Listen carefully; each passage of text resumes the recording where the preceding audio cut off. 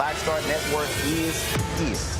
Hold no punches! I'm real revolutionary right now. Support this man, Black Media. He makes sure that our stories are told. Thank you for being the voice of Black America, Roland. Stay black. I love y'all. All momentum we have now, we have to keep this going. The video looks phenomenal. See, this difference between Black Star Network and Black-owned media and something like CNN. You can't be Black-owned media and be scared. It's time to be smart. Bring your eyeballs home. You dig?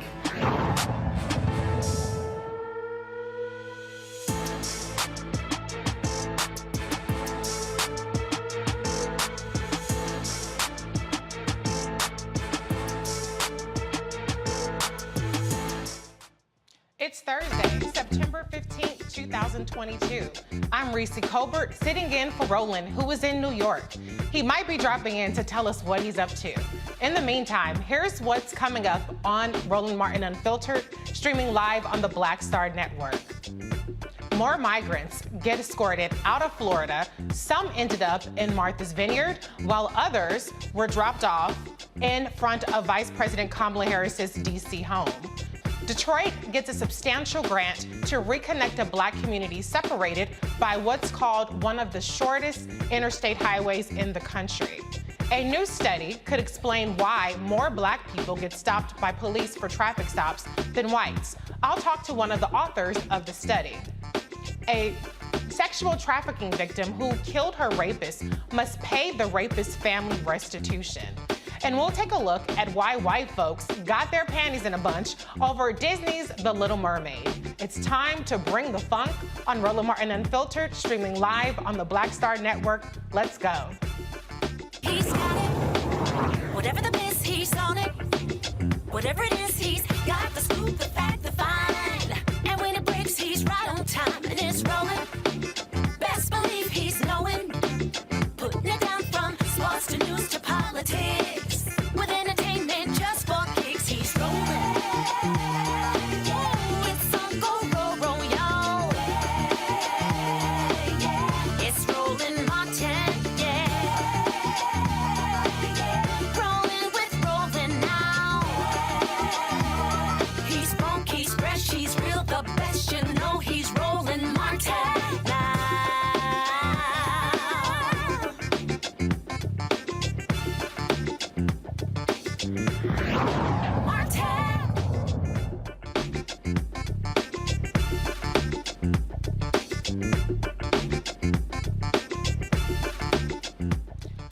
Governor Ron DeSantis continues to spend millions to bus and fly migrants to other cities. This morning, 2 busloads of migrants got dropped off in front of Vice President Kamala Harris's home. Wednesday, about 50 migrants unexpectedly arrived by plane on Martha's Vineyard. They had no money, and most, if not all, do not speak English. The chair of Martha's Vineyard Democratic Committee said this: the migrants did not know where they were. I think confused is the first thing that comes to mind. They have no idea where they are. They were told that they were coming somewhere where there would be jobs and housing waiting for them. And they landed here and no one was here to welcome them. We had no idea they were coming, and they were just extremely confused, trying to explain to them where they are. They have no idea where they are. No one speaks English, so we had to get some translators down there. But I would say that, when it was a little, it was very unnerving to know that there's a governor in the country that would just traffic people to another state, just dump them there like garbage. The aid workers, He's just sending the migrants to places that want them. We are not a sanctuary state, and it's better to be able to go to a sanctuary jurisdiction. And yes, we will help facilitate that transport for you to be able to go to greener pastures. Biden would fly people in the middle of the night, dump them all across this country. There was no warning on any of this.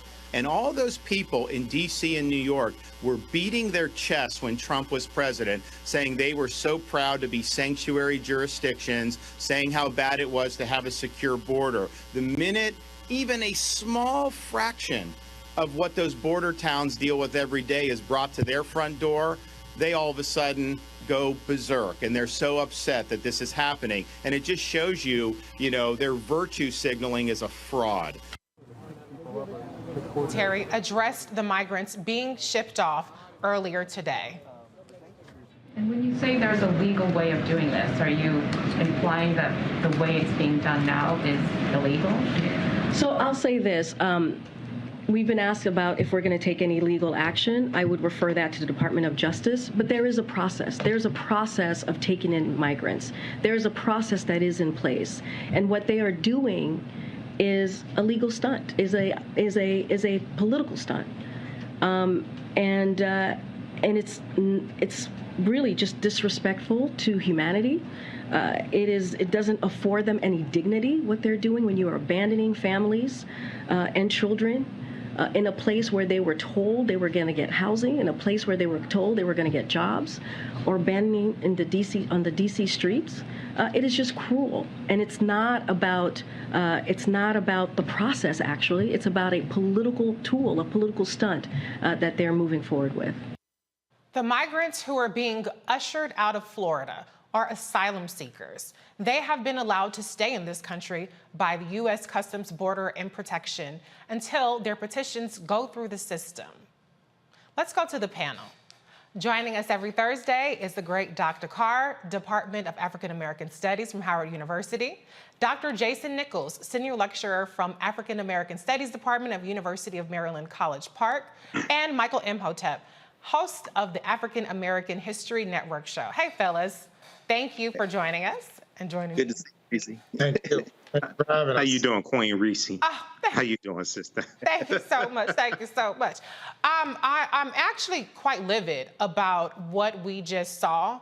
I take really strong objection to calling this a political stunt when we're talking about human beings being trafficked. That's what's happening. This is kidnapping and human trafficking, all for these degenerate governors to get their shits and giggles off at the expense of very vulnerable people. Dr. Carr, start us off with your reaction to these games being played with the lives of real people. Well, yes, thank you, Reese. And like I say, it's good to see you in that seat. You've been busy all week, sis. I don't know how you're doing it. You're the hardest working woman in the news business this week. but yeah, I enjoy this, and I'm encouraged by it, in fact. Because we look at these folks as human because they are human. Andrew DeSantis, that pufferfish, that piece of human garbage, is trying to run for president, as we know. We know that his great-grandmother, Luigi Carlucci, who couldn't read or write, when she showed up at Ellis Island from Italy in 1921 in February, the federal government passed a law that said we're not letting people who can't read or write in the country, but the law went into effect in May. So, but for several months, we had to worry about this pufferfish because his great-grandmother wouldn't have been in the country. As for the shove-mouth bastard in Texas, he too is running for president. Doug Ducey, another racist, in Arizona, lining it up. And going to Massachusetts, there's a Republican governor up there. They don't see anybody in this as a human being. But I'm encouraged by it because this is what they do in the South. This country has never been a country for them.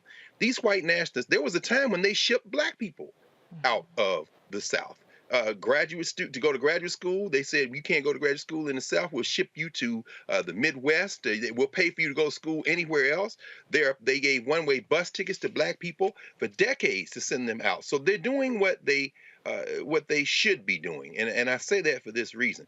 Because we've seen this before, because we know they're no respecters of law, because they lie to these people and tell them their jobs and housing somewhere, which actually might come just close to being afoul of the law, because if they went against their will or they were coerced or they were lied to, it might amount to kidnapping. They are trying very desperately to embrace this notion of hatred as a state issue that they can use to propel themselves to perhaps the presidency. But as Lindsey Graham showed us this week, we all know that hatred, federalism goes by the board when you're trying to make white nationalism your campaign at the national level too. So I'm encouraged by this because they're going to finally break it, I think. I want them to continue to do this because it's white Christian national. It's white, what should I say? It's white theology. It's white nationalist theology. It's not Christianity, as a sign I saw the other day said. In Illinois, the church had a sign that said, of course we're pro-immigrant. We're Christians. Right. But, yeah, he's not a Christian. He's a Klansman down there in Florida. So keep doing it. Yeah, to me, it's demonic. That's what it is. They freaking devil worshippers, if you ask me.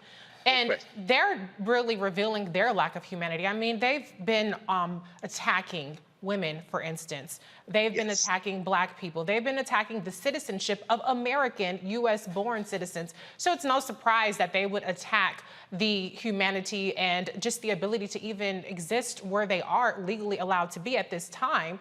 But, to your point, Dr. Carr, what are laws if this isn't illegal? I mean, if it's not illegal to take people who can barely speak English and say, come here on this boat, or on a boat, but on this bus, on this plane, and where you go, you'll have the opportunity to stay together with your family. There's food, there's opportunities, and yet when they actually land there, they're completely oblivious to what they're really into. Dr. Nichols, I was looking at some footage from Fox News, and they were just giddy with this whole thing. They were reporting on this like this was like, people arriving, you're like people running a marathon and you're waiting to see who's going to pass the finish line first, and you're interviewing the people at the end of it. And what was striking for me was just the happiness of the people getting off the bus. I mean, the person on Fox News was greeting people right off the bus. So at that point, that can barely speak English, it hasn't even hit them yet that this is all a trick being pulled on them. The wool is being pulled over their eyes. What's your reaction to just the way that these people are being violated? Yeah, well, I'm in agreement with you and Dr. Carr in the sense that it's clear that they were playing games with people's lives.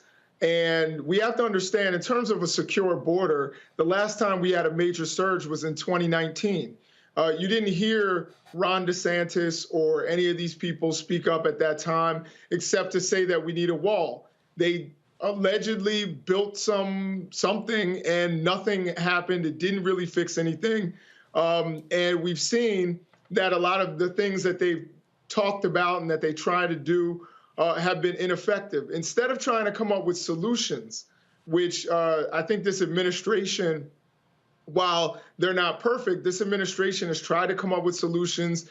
They've talked to the other nations. Mexico has devoted about $1.1 billion to help with the issues on our border. Vice President Harris rightly went down to address the root causes that we've seen in terms of climate change and other things in Central American countries, and help stabilize some of those places so that we don't have these issues. But we have to also understand that this is a legal process by which these people are coming in. And the big part is that they're being misled. They're being told these things. And as a matter of fact, in Texas, when they were pulling these buses out to begin with, at first they were stopping in Georgia and people were getting off the bus in Georgia. And all of a sudden, people complained. The Republicans started to complain, so they changed the routes, that the buses were taking from Texas to get to New York and to get to other places. It's really disgusting and despicable. And Ron DeSantis is pretty much a pick-me politician. So he's pretty much doing anything to get people's attention. This whole thing about voter integrity, which we know is a joke, and those 20 people are all going to get off because it's illegal, but he doesn't, what he's doing, but he doesn't care. It's all about the spectacle, and it doesn't matter that these are vulnerable people, as you said, U.S.-born people, or whether they're other people who were born outside of the United States. As long as he gets a headline and he gets mentioned on Fox and Friends, and he can start to propel himself on the national stage, that's pretty much all that matters to him. And this is really troubling when we're talking about people with babies in their arms, that we are doing that. Instead of trying to find solutions and saying, hey, I've got a solution for what's going on the border, they're just shipping people and hoping they get news coverage. It's despicable and disgusting. Yeah, it really is. And, if Ron DeSantis is looking for a headline, here's one for you. Ron DeSantis is a piece of shit. That should be a headline. Greg Abbott is a piece of shit. There's another headline for you. If you want headlines, those should be the headlines. Lock them up. How about those for some damn headlines? Because I am sick of the way that this is being covered on the media, as though this is just another part of political gamesmanship of people just trying to angle for 2024, when this has real dire consequences. Michael, Dr. Nichols brings up the point about the border being secure. In my judgment, and I think that there's a lot that we can, as people of conscience, quibble with about the American immigration system and how inhumane it is. We saw the disgusting treatment of Haitian refugees. They're getting shipped back before they can even touch down.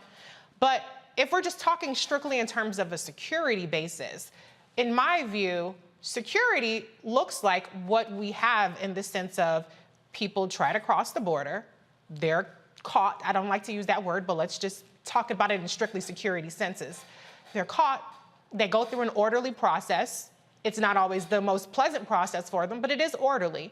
They are put in the system to have their case adjudicated.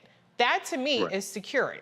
What we're seeing these Republicans do, that's the opposite of security. They're actually creating the chaos. To me, an insecure border would be having, a dozen or so migrants pop up in a random city like, hey, y'all, anybody got anything for us? We here now. Like, that's not a secure border. So, what's your take on just the way that these folks have just been plopped in here and the kind of chaos that it's actually causing for not just the people that are experiencing this injustice, but also for the states and the cities that have to react to this influx of people who don't even know how to fend for themselves at this point? Right. So, there's a number of different things going on, and there's a deep historical context to this as well, even before Texas and Florida become states in the union. Number one, Florida needs to be desanitized, number one. They're both up for re-election in November 2022. Both need to be voted out of office and taken out of power. And this is what happens when you don't have policies to really benefit people, and they focus on the cruelty.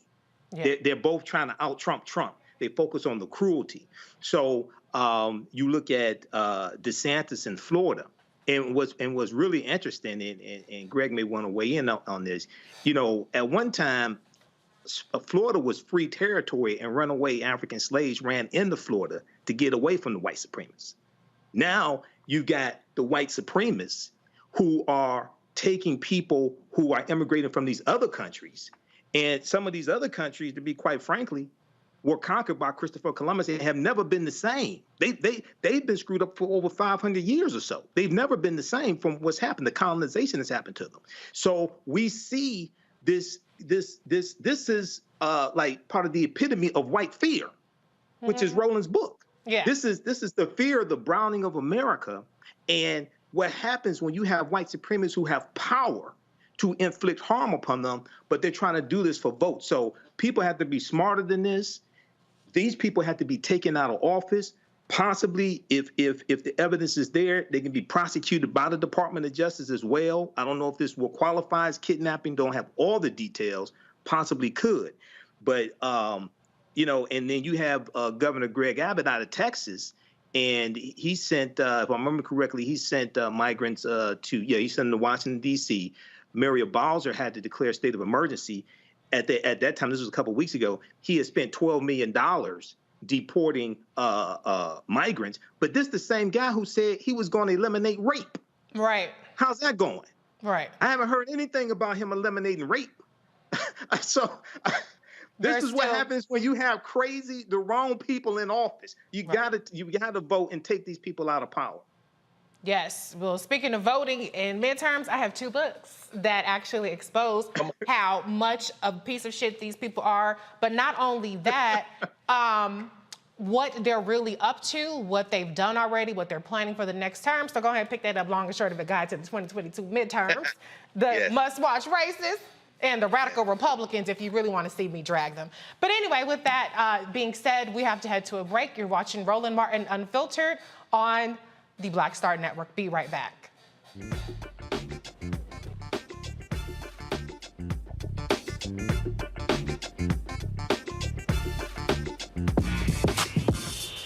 When we invest in ourselves, our glow, our vision, our vibe, we all shine. Together, we are Black beyond measure. Hatred on the streets, a horrific scene, a white nationalist rally that descended into deadly violence. White people are losing their damn minds. As an angry pro-Trump mob storms the U.S. Capitol, we're about to see the rise of what I call white minority resistance. We have seen white folks in this country who simply cannot tolerate black folks voting. I think what we're seeing is the inevitable result of violent denial. This is part of American history. Every time that people of color have made progress, whether real or symbolic, there has been what Carol Anderson at Emory University calls white rage as a backlash. This is the rise of the Proud Boys and the Boogaloo Boys. America, there's going to be more of this. Here's all the Proud Boys, guys. This country is getting increasingly racist in its behaviors and its attitudes because of the fear of white people. The fear that they're taking our jobs, they're taking our resources, they're taking our women. This is white fear.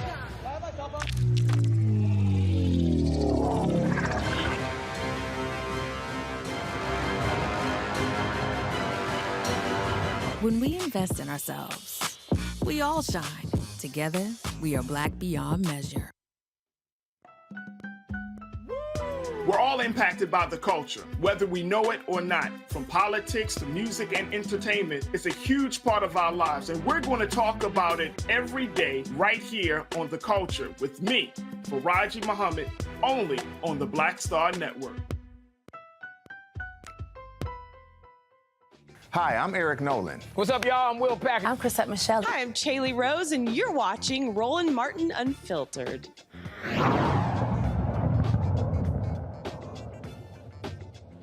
We've all known that black motorists get stopped more often than whites. Now there's a new study that may explain why. Joining me from Cambridge, Massachusetts, it's one of the authors of Measuring Racial and Ethnic Disparities in Traffic Enforcement with Large-Scale Telematics Data, PhD student Johan Gabler. Johan, thank you so much for joining us. I had a chance to read the Washington Post article on your study, and it was really fascinating. The biggest takeaway for me is really just about how the disparities are not based on the behavior of the drivers, but based on how they're targeting certain areas for traffic enforcement. So for the viewers who haven't heard anything about your study, can you just give us an overview of what you found? Yeah, thank you very much, Reese. First of all, I just want to say thanks for having me on the show. It's a real pleasure to be here. So usually when researchers try to study these kinds of things, the only way to tell after the fact whether someone was speeding is if they got a traffic ticket. And so that means that it's really hard to say anything at all about the people who were speeding but didn't get a ticket. So if all you have are speeding tickets, you can't really calculate things like whether police are giving a lower percentage of white speeders tickets than black speeders. So what we were able to do that was really novel is we were able to look at where and when people were speeding, regardless of whether they got a ticket. And what we found is that drivers were speeding the same amount on average in neighborhoods where most of the residents were black as neighborhoods where most of the residents were white. But the same thing wasn't true for speeding tickets. So the number of tickets police were issuing for speeding varied quite a bit between different neighborhoods. And when we looked into the data, as you were saying, a big driver of this seemed to be speed traps. So, police weren't enforcing speeding evenly all over the city. Instead, speeding enforcement was concentrated on a few small areas. So, something like 50% to 75%, of all the tickets that were being issued in places where only about 10% of the city residents actually lived.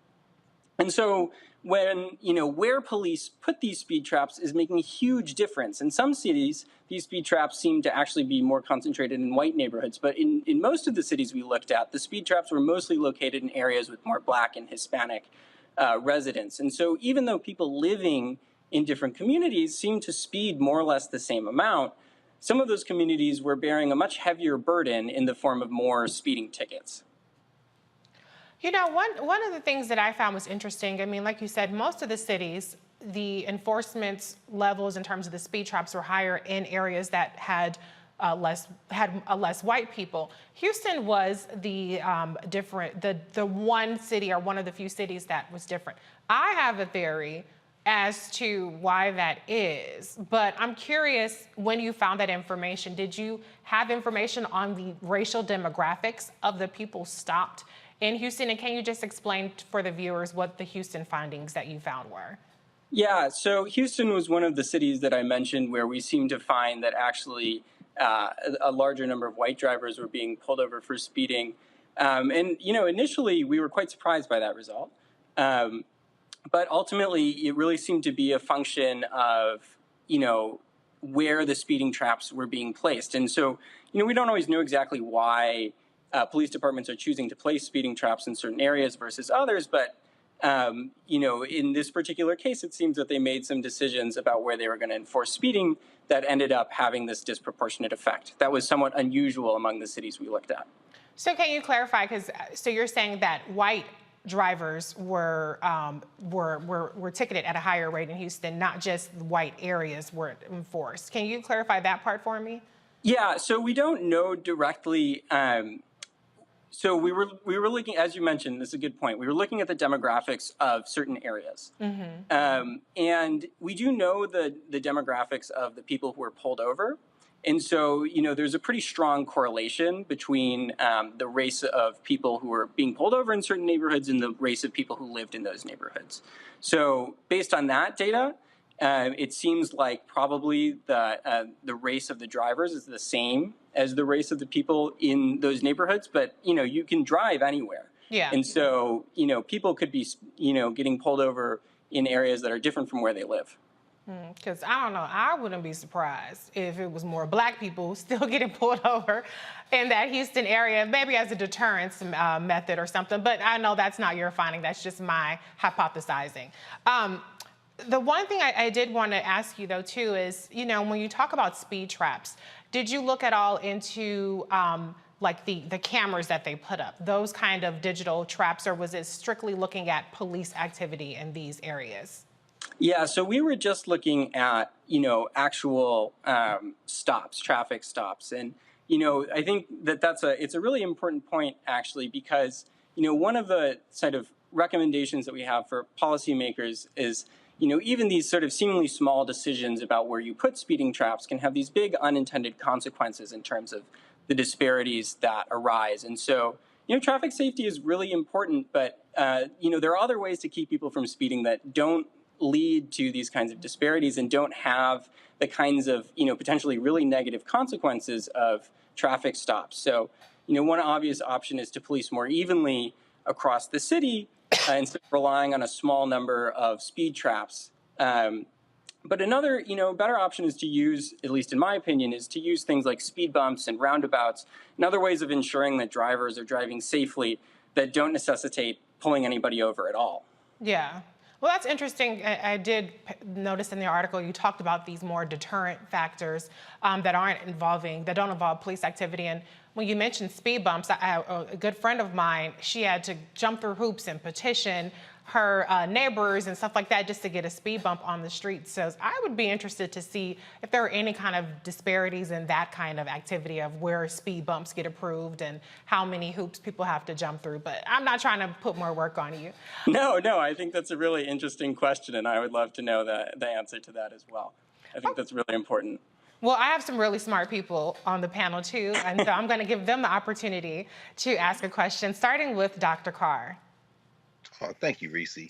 I was enjoying that conversation, and thank you for your work, Johan, you and your colleagues. Just a quick question.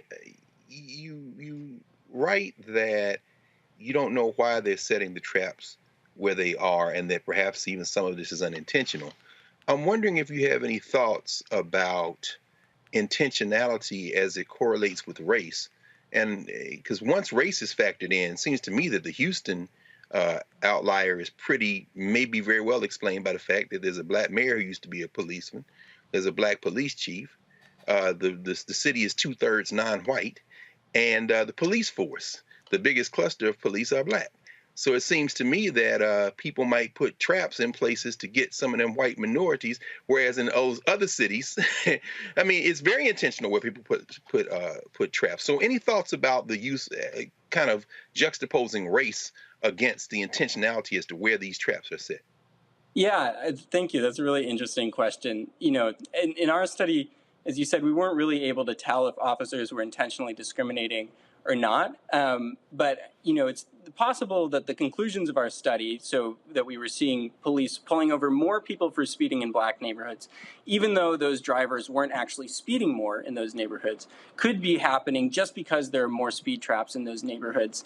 But as you say, that really just moves the problem up a level. So if that's the case, then I think policymakers really need to be asking why there are more speed traps in those neighborhoods, and to be thinking about, whether there are better ways to promote traffic safety. Let me ask you a quick question. This is going to be a very basic question, but how do you define speed traps exactly? Is it a cop waiting in the cut is it a cop waiting in the cup to try to get people, or what exactly does that mean in terms of speed traps?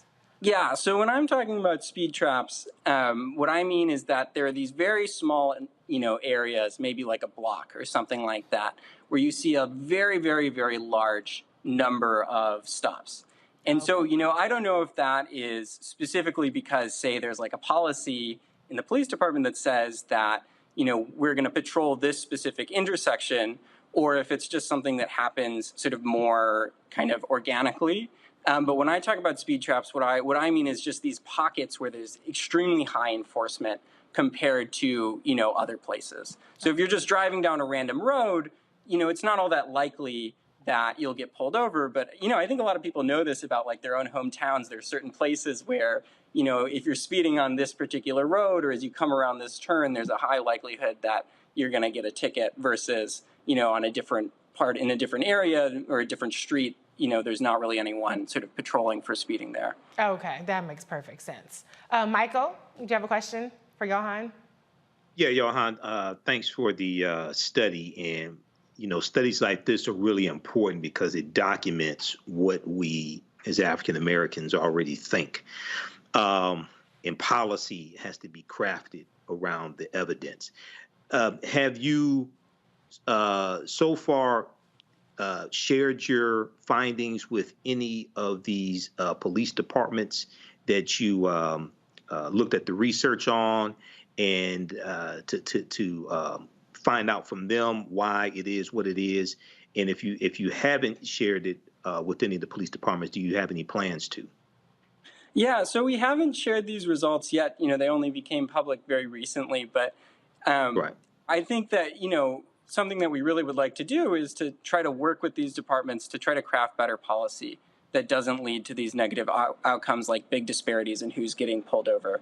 And so if there were departments that, were looking to do something like that, I think that would be an area that we're really excited to do work in. And our hope for this research ultimately is that it will help drive policy change and lead to better traffic enforcement practices, not just, for people to read it and then just kind of move on and keep doing things exactly the way they've always been doing them.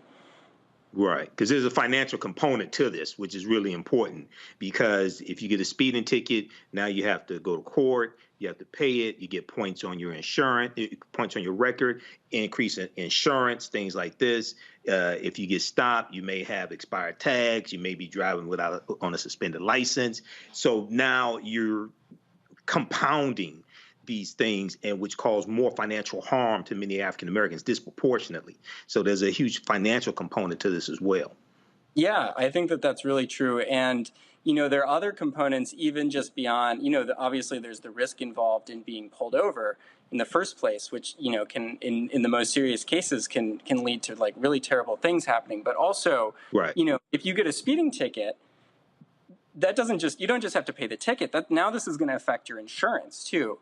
There are all of these carry-on consequences. And so if there are ways to, to reduce speeding and to keep the roads safe that don't lead to these negative consequences, I think that those are avenues that are really important to pursue. Things like, putting in speed bumps, as we were discussing a moment ago, and putting in roundabouts, and sort of trying to, maintain traffic safety in a way that is not creating these, great burdens, as you said.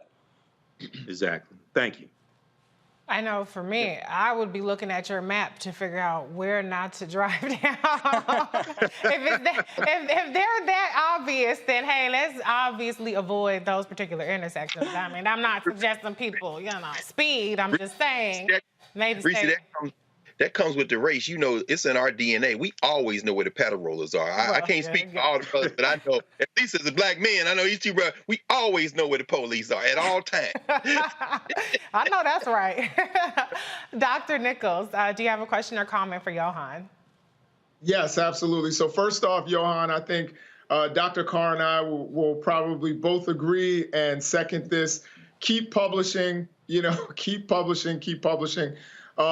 The other thing is I was wondering, I do have a comment, and actually, just to kind of counter something, it's the first time, mark it on your calendars. I think I kind of disagree with something Dr. Carr said. Usually I'm getting a sore neck from nodding my head at everything Dr. Carr ever says. Wow. But I'm going to disagree a little bit. Because coming from the Baltimore area and the Philadelphia area, we've had black mayors, we've had black police chiefs, we've had all of that, and majority of color police officers, and still had these very same issues. If you paid attention to the Gun Trace Task Force in Baltimore, I was listening to an interview with the main guy, Wayne Jenkins, who's a white man. Surprised me that there's a white man named Wayne Jenkins. But Wayne Jenkins said, this wasn't racial. We only policed in black neighborhoods. And it was like, you really have some cognitive dissonance there. So I definitely think that it's, that sometimes this is systemic, and it doesn't matter the color of the mayor, the police chief. It seems like it's the way we police. We've got an issue with it nationwide. Now, as far as the research that you were doing, I'm wondering if, because I had read some other research before that says that police officers oftentimes pull over people during the daytime. That's when the biggest racial disparity is, because they can see in the car. And I'm wondering if your research kind of looked at a little bit of that. And my other question is, do you think, and I know, as a researcher, you try not to, kind of pontificate on these things, but do you think that some of these stops are in order to get reasonable suspicion to search Black vehicles and Black people who are drivers? Yeah, thank you. Those are really interesting and important questions. So in this study, we weren't able to look at it, but the study that you're talking about, or there have been some that do this, what's sometimes called the veil of darkness test, where you compare the rates of people being pulled over in the daytime when officers can see drivers race more easily compared to the nighttime when they can't. And it's true that you do see differences, right? So, this is not a study that I've worked on, but some of the co-authors, other people like Shard Goyle, who worked on this study with me, have, done these studies in the past. And they do find what you're saying, which is that, in the daytime, you see larger racial disparities than what you see at nighttime. I'm sorry, can you repeat your second question? Do you think that this is some of these stops in these communities are in order to produce reasonable suspicion or probable cause to make searches? Yeah, so the same study, in fact, which is the study that we got our data on stops from, looked at a related issue, which is, they tried to look at how stops were happening before and after marijuana was legalized in a number of states. And what they saw is that, the number of stops and searches that occurred kind of went down once, this was no longer available as a pretext for searching cars. So, I don't want to speculate too much since this isn't what I specifically was working on in this study, but I think certainly there is evidence that's pointing to, in the scientific literature, that's pointing to the things that you're talking about here. Yeah. Thank you. I'm interested in that information as well, because I think for me, like I started off the segment saying, it's important to have data. We know that we, as Black folks, we aren't that much, more criminal or likely to speed or do all these other things. I think speeding is human nature. We all got some place to be, yesterday. So it's important to have data to back that up, though, so that it can turn into policy prescriptions that help, hopefully, in theory, make things more equitable. But I am definitely, curious to see data about, well, even though, let me just rewind a little bit. Your original point about if you're only looking at the traffic tickets, you're going to get skewed data.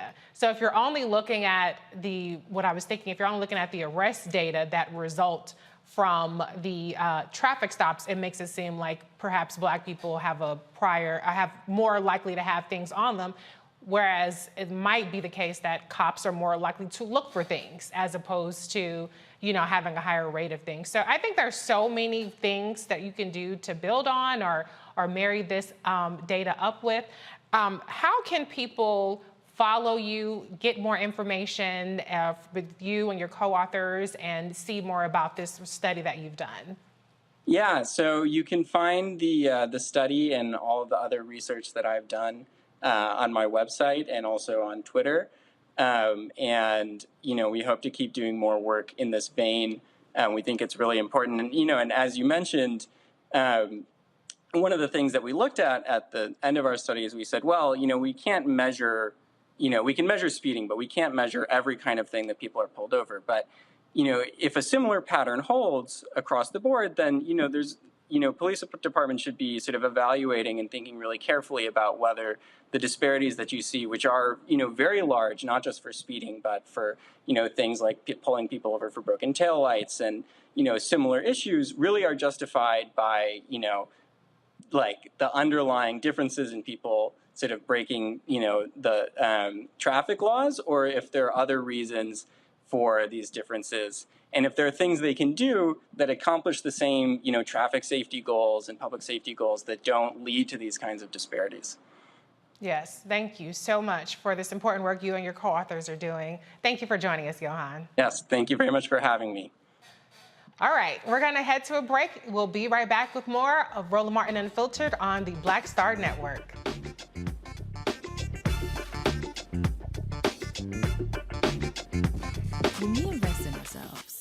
we're investing in what's next for all of us.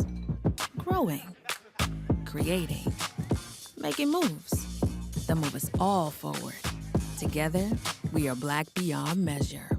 Can you believe the nerve of these Republicans? They only want to block progress for our community. They talk about cutting Medicare and Social Security. They played politics with veterans' health care. They voted against the George Floyd Justice and Policing Act and funding for our HBCUs, and against lowering prescription drug costs for our seniors. These Republicans keep trying hard to stand in the way, but President Biden, Vice President Harris, and Democrats won't let them. They are delivering for us. The Democratic National Committee is responsible for the content of this advertising. When we invest in ourselves, our glow, our vision, our vibe, we all shine. Together, we are Black beyond measure. When you talk about blackness and what happens in Black culture, we're about covering these things that matter to us, speaking to our issues and concerns. This is a genuine people-powered movement. There's a lot of stuff that we're not getting. You get it, and you spread the word. We wish to plead our own cause. Too long have others spoken for us. We cannot tell our own story if we can't pay for it. This is about covering us. Invest in Black-owned media. Your dollars matter. We don't have to keep asking them to cover our stuff. So please support us in what we do, folks. We want to hit 2,000 people, $50 this month, raise $100,000. We're behind $100,000, so we want to hit that. Y'all money makes this possible. Checks and money orders go to P.O. Box 57196, Washington, D.C. 20037-0196. The Cash App is $RM Unfiltered. PayPal is R Martin Unfiltered. Venmo is RM Unfiltered. Zelle is Roland at RolandSMartin.com. Hi, my name is LaToya Luckett. Yo, it's your man Dion Cole from Blackish, and you're watching Roland Martin Unfiltered. Stay woke.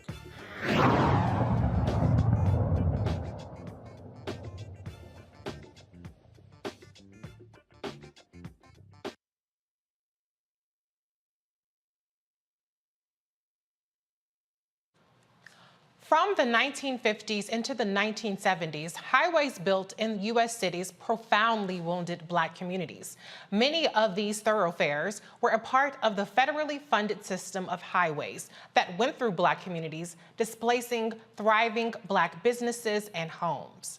Now, a federal grant will rectify what the construction of one of the shortest signed interstates, Detroit's I-375, did to Black neighborhoods like Black Bottom and Paradise Valley 60 years ago.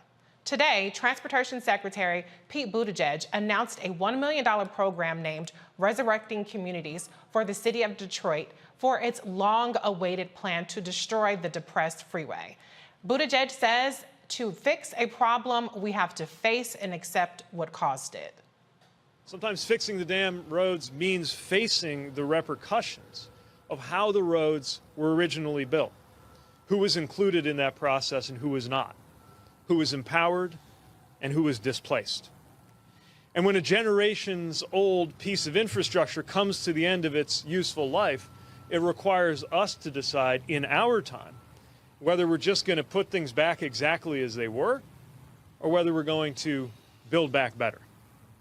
And we know that some of the planners and politicians behind decisions in the past built roads like this one through the heart of vibrant, populated communities, sometimes even in an effort to reinforce segregation, sometimes simply because the people who lived there did not have the power to resist and force change.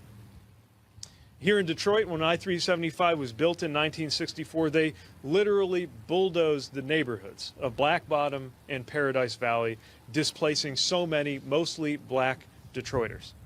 And now this freeway, a generation later, serves to divide communities, primarily communities of color and low-income communities, from the central business district, the recreational areas, and other great assets downtown. And the freeway design is actually contributing to worse congestion and more traffic crashes on roads nearby. The purpose of transportation is to connect. But we have seen examples in many communities, including here, where an infrastructure decision serves to divide. And we raise this issue not to wallow in it, but to challenge ourselves to do something about it. And now we are putting our money where our mouth is. Governor Whitmer, Mayor Duggan, local advocates, the congressional delegation have supported the application for federal grant funding to fix this, and then did exactly what good advocates should do, which is kept pounding on the door, explaining the difference that this would make in the community, and making sure that this got every full and fair consideration in the process. And the result of that is that today I'm delighted to officially announce that the Department of Transportation is awarding $100 million to transform I-375 to reunite this part of Detroit to a connected, thriving community. This is a very big deal, a long time in the making, and it's going to mean that residents can move more quickly, more easily get between their neighborhoods and opportunities, more safely walk, bike, and drive in their city. The highway removal could begin as soon as 2025, 2 years earlier than expected, with construction finished by 2028. All right, let's go to the panel. I have so many historians and professors on this one, so I'm going to say any, mini, miny. Michael, you go first with your reaction to this announcement, and just put it in historic context for us in terms of what kind of damage was done to Black communities under the pretext of expanding infrastructure. Well, you know, Secretary Buttigieg was here in Detroit today. President Joe Biden was here in Detroit at the North American Auto Show yesterday. I live about 4 blocks from I-375. I live in the area that was Black Bottom in an adjacent community, which was the entertainment and business district, was called Paradise Valley. And I-375 comes through in 1964, and it's part of the U.S. Interstate Highway Acts of 1952 and 1956 that drive about 41,000 miles of U.S. interstate highways all across the country. They run through about 1,600 African-American communities, wiping out homes, wiping out businesses. They're going to displace about 475,000 homes nationwide, which is about 1 million people. Here in Detroit, when you had the 1967 rebellion at 12th and Claremont, which is renamed, 12th Street was renamed Rosa Parks Boulevard, a lot of those African-Americans that were there were originally in Black Bottom and got displaced from Black Bottom, then go into the 12th and Claremont area. So when the rebellion jumps off, they were already upset. But these expressways, this was all part post-World War II. And you have the deindustrialization of the inner cities taking place as the suburbs are being built. White people are getting homes built, a lot of them getting homes built financed by the GI Bill, getting low interest loans on homes, and a lot of African-American World War II veterans couldn't take advantage of those benefits that they earned. And then they're taking the infrastructure from the inner city, the factories and things like this, moving them out to the suburbs, okay? And then they're running the expressways from the downtown business district out to the newly formed suburbs, wiping out African-American communities. And lastly, Buffalo, New York, where the top supermarket is, okay? That area, that African-American area, was an area that was harmed by expressways running through there as well. So this is all part of the $1.2 trillion infrastructure bill that only 19 Republicans in the Senate voted for and only 14 Republicans in the House voted for. So this is an example of how elections have consequences. And I'm neither Democrat nor Republican, but sure as hell I'm not stupid. And the Democrats are really the only ones who are talking about repairing this damage. Republicans are silent on this, and many of them don't want to even acknowledge that the damage has happened in the first place. Ooh, class is in session. I want to stay with you just a little bit longer, though, since you are in the area. What does this mean for residents now? I mean, is this a priority for them? Is this something that you think moves the needle with people really connecting the dots about how it matters? Like you said, elections have consequences, and for too long, a lot of our communities have been left behind when it comes to these kind of packages and these kind of large initiatives. The trillions of dollars are being spent. So what do you think what does this mean to residents now? Not just you, but like the people that you're talking to. I think for African Americans who are older, like my parents, that generation, I mean, my parents were born when Franklin Roosevelt was president. Okay, so for people who remember what was here in Detroit, it's going to be huge. Now, it's not going to be the same.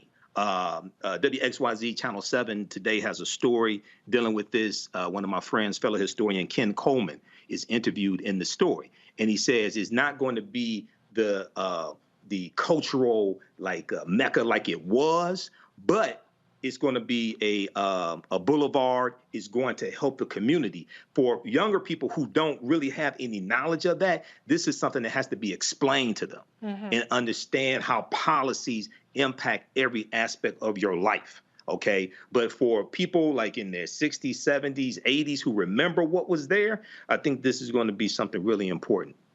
Oh, yeah, absolutely. Dr. Carr, you are obviously a beacon of knowledge for connecting those dots for your students. How can you help bridge that gap? How can we help communicate?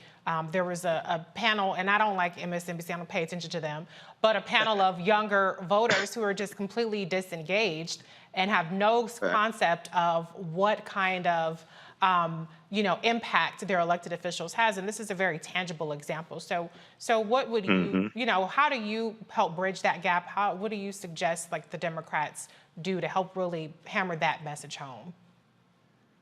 Well, I think the first thing we have to do is step back and ask ourselves, why now? Now, we know that this money, as Mike says, as he said, Mike wouldn't be here if it were the white nationalists in power.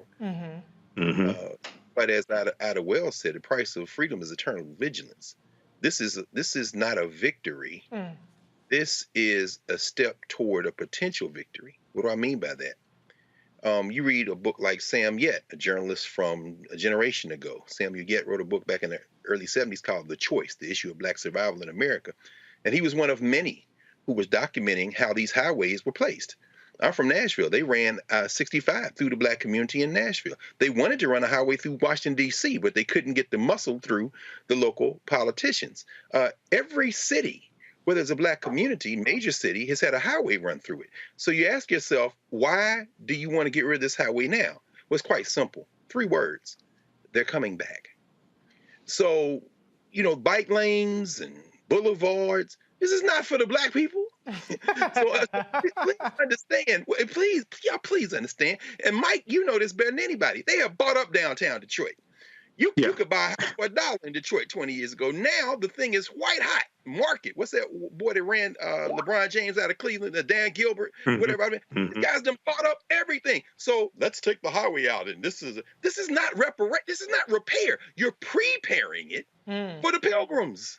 This is the history of gentrification. So what I would tell young people is, now that they've gotten the highway out of the way, fight like hell. Why? Because now the property values goes up. So Mike, your parents and all the old people, they ain't gonna be able to stay there for the property taxes. Here come the pilgrims, the single parents, the bike riders, the baby strollers. And it looks like, Black people should have gotten their act together. This is not a victory, y'all. This is just one more step. And finally, I'll end with this, since the Queen of England is dead. I'm reminded of something that Eric Williams said, the first Prime Minister of Trinidad and Tobago. He said, the British are always talking about they abolished slavery. He said, sometimes I think they started slavery so they could run around the world and give themselves credit for abolishing it. You don't get no credit for taking the highway out, Pete. Now that you take the highway out, you'll get credit if Black people can buy homes, run businesses in that neighborhood. Are you preparing it for the people who look like you, who going to come in with their babies and say, hey, we're Detroiters, while poor Black people are pushed even farther out in the suburbs? Well, that's not what I was expecting. But I should have seen that one coming. But, we have Secretary Marshall Fudge as HUD. So maybe, you put Secretary Fudge together. I still see him. It's still homes, Detroit Land Bank. You don't have to get homes with a mortgage. Yeah. You can go to the Detroit Land Bank to get homes, things like that. And there are land banks like that in different cities. So, I know Bank of America is going to do 0% down, all that. I mean, if you want a 15-year, 30-year mortgage, you could do that. But there's other ways to get homes that are cheaper. No, I agree. That's what I would tell young people. Fight like hell. That's what I meant. Right. This is not a victory unless you make it a victory. That's really what I was saying. And that's what it's going to take. No, I appreciate that. I mean, don't burn me at the stake, but I watch Bargain Block, which is technically it's kind of a gentrification show in Detroit, and they're buying up homes for $1,000, $10,000. Yeah. So yeah, get in that housing market. Dr. Nichols, I saw you nodding along this time with Dr. Carr. So what's your take on this story? Yeah, see, I'm right back to agreeing with Dr. Carr. It's hard to keep disagreeing with him. He always brings you back. I was, and it's funny, I was gonna use the analogy of sticking a knife 6 inches in my back, and then you pull it out 3, and then say, hey, that's progress. So I actually 100% agree with them. I gotta say, I also agree with the idea that you have to make people aware of their options in order to fight. People say fight like hell, but don't give you a roadmap on how to fight. I don't know, to be honest, I don't know what a land bank is. I was intrigued by that. I'm like, what is a land bank? You know, I'm thinking you have to go to Wells Fargo or one of these other banks that discriminates and, you know, and ends up paying out, you know, pocket change to them, but $10 million because they discriminate against Black people. So I would like to know some of these options for Black people to keep their homes, to keep elderly Black people in their homes, to give young Black people who are now renting an opportunity to own it in the communities that they come from and that they're raised in. I think that's really important. I will say there's another element of this that we haven't discussed, and that is when you talk about what happened with the building of a lot of these highways and freeways, not only did they displace Black people, but the Black communities that remained were suffering from noise pollution, air pollution, and other things that actually harmed them and shortened their lifespan. Yeah. So I think that, and made it an undesirable place to live. And, you know, I think about, you know, the things that have happened in Miami and the way that, you know, you have Overtown and the highways that surround it and make, you know, those Black communities are sometimes more vulnerable to flooding and other things that happen in that part of the country. Yeah. So I think that, again, if they're going to start rebuilding these communities, they have to give Black people the options or the resources to stay in those communities and to plant their flag, which is ownership. And I'm all about home ownership. You know what I mean? That is the biggest asset most of us will ever have an opportunity to own in our lives. You know, I want to own a jet, but it hasn't happened yet. So my home is what I own. And I want every Black person, hardworking Black person, to have an opportunity to own a home, particularly in the communities where we've been for a long time.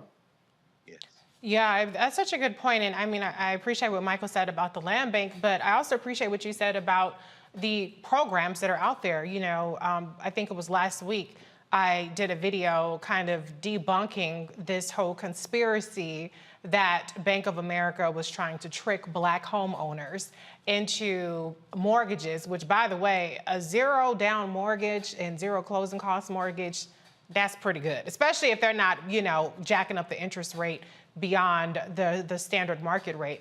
But sometimes we have a little bit of suspicion towards programs that are actually meant to help us. So we do have some bridging of the gap to do to, you know, try to help Black folks understand what's out there and take advantage of it before somebody else does. Because we know that there aren't programs where you can explicitly say only Black people benefit from this, only Black people are eligible for this. So if we don't get it, somebody else is gonna get it.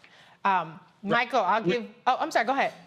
I'm sorry. Yeah, I was just going to say, be careful with that zero down stuff, because a lot of times that's balloon rate and it's going to hurt you in the long run. So I'm not saying that that's the case with Bank of America and the program that they've created, but we know in 2008, you know, that was part of the issue was, hey, zero money down, people bought more house than maybe they could afford, and then those rates all of a sudden exploded. And a lot of Black people, particularly around in you know, Prince George's County, ended up getting foreclosed upon. Yeah. So I'd say if you have the opportunity, put 20% down. You know, save your coins, put as much money as you can down, so that you can have a lower mortgage rate. Okay, now I'm gonna have to argue with you on that. Because I say absolutely do not put 20% down unless you have to. Because it's a very competitive mortgage market. I mean, there are so many loan options. I'm on my third house now. I don't own 3 at one time, but I have purchased 3 different homes over the course of my lifetime, and I've never put down more than 5%. So, I mean, the devil is in the details, which is you have to evaluate the program. Adjustable rate mortgages probably aren't the way to go. Especially, you know, you can always refinance later. So it doesn't make a whole lot of sense to get an adjustable rate mortgage. But this is not going to turn into a finance class. But let me just say this. That's important. Yeah, well, look, I mean, I just have an MBA. I don't know. Maybe I don't know. But, you know. It's important. I'm glad y'all having this conversation because land banks are one thing. It's very important. But let's be very clear. It's about finance. This is about banks. This is about, okay, I qualify for this year, but will they give you the loan? We've seen this show before. Yeah. Black people are going to get run out of Detroit unless we organize and do something different. And so this is very important what you're saying. And to be fair, what you're saying, Dr. Nichols, is accurate in some cases. If you have a lower down payment, you do have a higher interest rate. But in more recent years, it's not significantly higher. So you just have to do the math and determine, is it something that I can buy down? I can use points to buy down my interest rate, which is less than 20% down. So it's all about what works for you.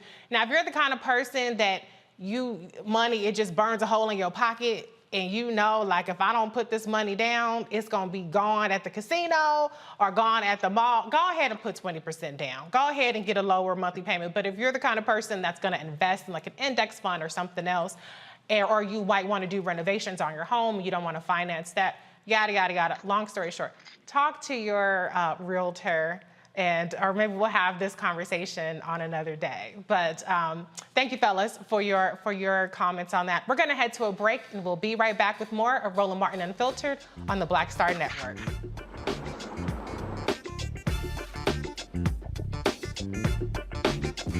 When we invest in ourselves, we're investing in what's next for all of us. Growing, creating, making moves that move us all forward. Together, we are Black beyond measure. I remember being with The View when they said, we want to extend your contract. And I knew God said, it's time to move. It's time to go. And everybody was saying, Sherry, you got a great job. You're making all of this money. And I said, no, it's time. And they said, you ain't gonna be able to, you've been away from Hollywood. And I said, it's time to go. And when I didn't, that's when I realized I was about to go through this divorce and it was gonna be expensive, it was gonna be a lot. And I said, I'm gonna stay. I said, I'm gonna stay for a couple of years. So you make this money. See, go ahead. I'm gonna make this money and then I'll get out, Lord. So I'm gonna do a compromise. I'm gonna do what you say, but I'm gonna do it on my thing. And he went, really? He went really. And you know when he went really? They said that we were heavy in contract negotiations. And they came, my manager called, she said, they're not gonna renew your contract. And I went, hey, so wait, what? Just yesterday, they was offering me more money. She said they just decided not to renew your contract.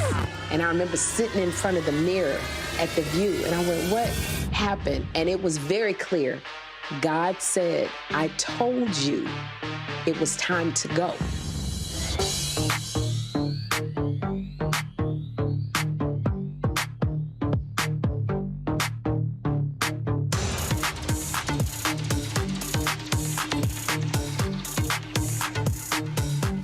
When we invest in ourselves, we're investing in what's next for all of us. Growing, creating, making moves that move us all forward. Together, we are Black beyond measure. Hi, I'm Kim Burrell. Hi, I'm Carl Payne. Hey, everybody, this is Sherry Shepherd. You're watching Roland Martin Unfiltered.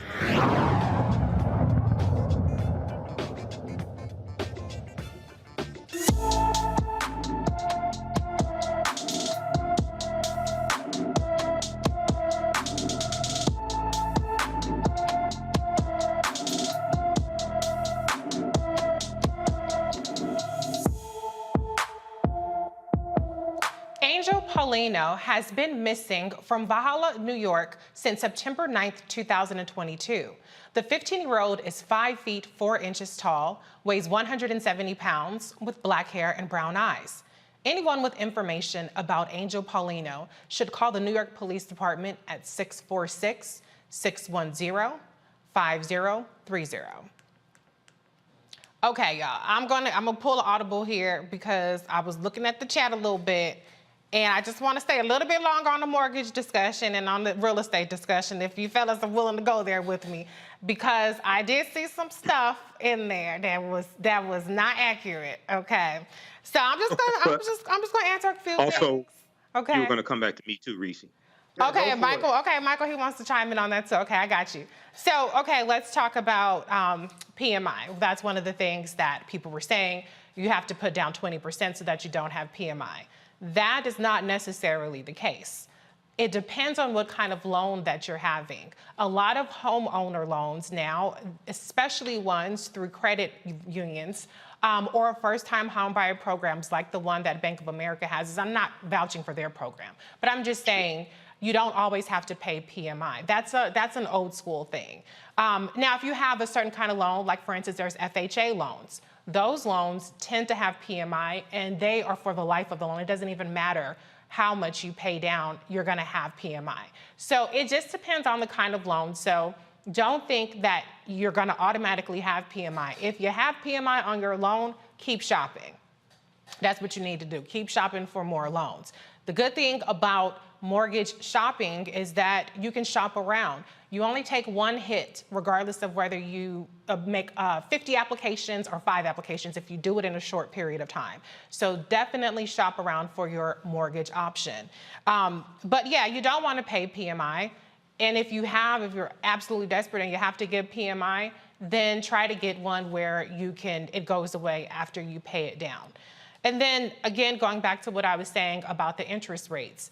The interest rates do tend to be factored by a number of things. It's also factored by your credit score, by your debt to income ratio, by how much money you're putting down. So those are actual factors where you might have a higher interest rate. That's why I said you want to evaluate, do the cost benefit analysis of whether, for instance, a down payment. When I was buying one of my houses, let me say that, I looked at my debt to income ratio. If I can reduce my debt to income ratio by significantly on a monthly basis by paying off $4,000, that's more effective for me than putting an extra $4,000 down on a house. So there are a number of things that you kind of have to look at in terms of how to get the best interest rate, and it's not always strictly on a down payment. So if you have debt, look at what has higher interest rates, what has higher monthly payments. If you have high monthly payments, low balance that you can pay off rather than put on a down payment, that might give you more bang for your buck. So everybody has individual financial circumstances. I'm not trying to give you, I'm not looking at you specifically. I'm giving general information. So don't go buying a house, putting money down, saying what Reese said. All I'm saying is, generally speaking, these are factors that play into interest rates, that play into how much you want to put down. But if you take nothing else from this discussion, understand it's good to shop around for your mortgage loan. Don't just go with the first place that takes you. One time I went with the credit union. I went with a different credit union the second time, and then another time I went with the mortgage broker. But I did all of my diligence each time in finding which loan makes the most sense. So that's my quick little TED Talk on that. Michael, you said you wanted to have another comment. So very quickly, I did a broadcast with my friend Dr. David Anderson, founder of the Empowerment Radio Network, dealing with Bank of America. I encourage people, number one, to read the article from NBC News. Bank of America announces zero down payment, zero closing cost mortgages for first-time home buyers in Black and Hispanic communities nationwide. So yeah, this is not specific to African Americans. It's just focusing on African American and Latino communities, number one, which is not a problem. But number one, I just want people to understand that. Number two, if you look at page 3 of the article, it talks about Bank of America's countrywide financial, a subprime lender it purchased in 2008 was fined $335 million in 2011 over claims that it charged Black and Hispanic home buyers higher interest rates than white applicants. Secondly, and possibly more importantly, is the memo from the Department of Justice, August 21st, 2014, called Bank of America to pay $16.65 billion in historic Justice Department settlement for financial fraud leading up to and during the financial crisis. This right here, what they announced, is related to this Department of Justice settlement that they paid in 2014.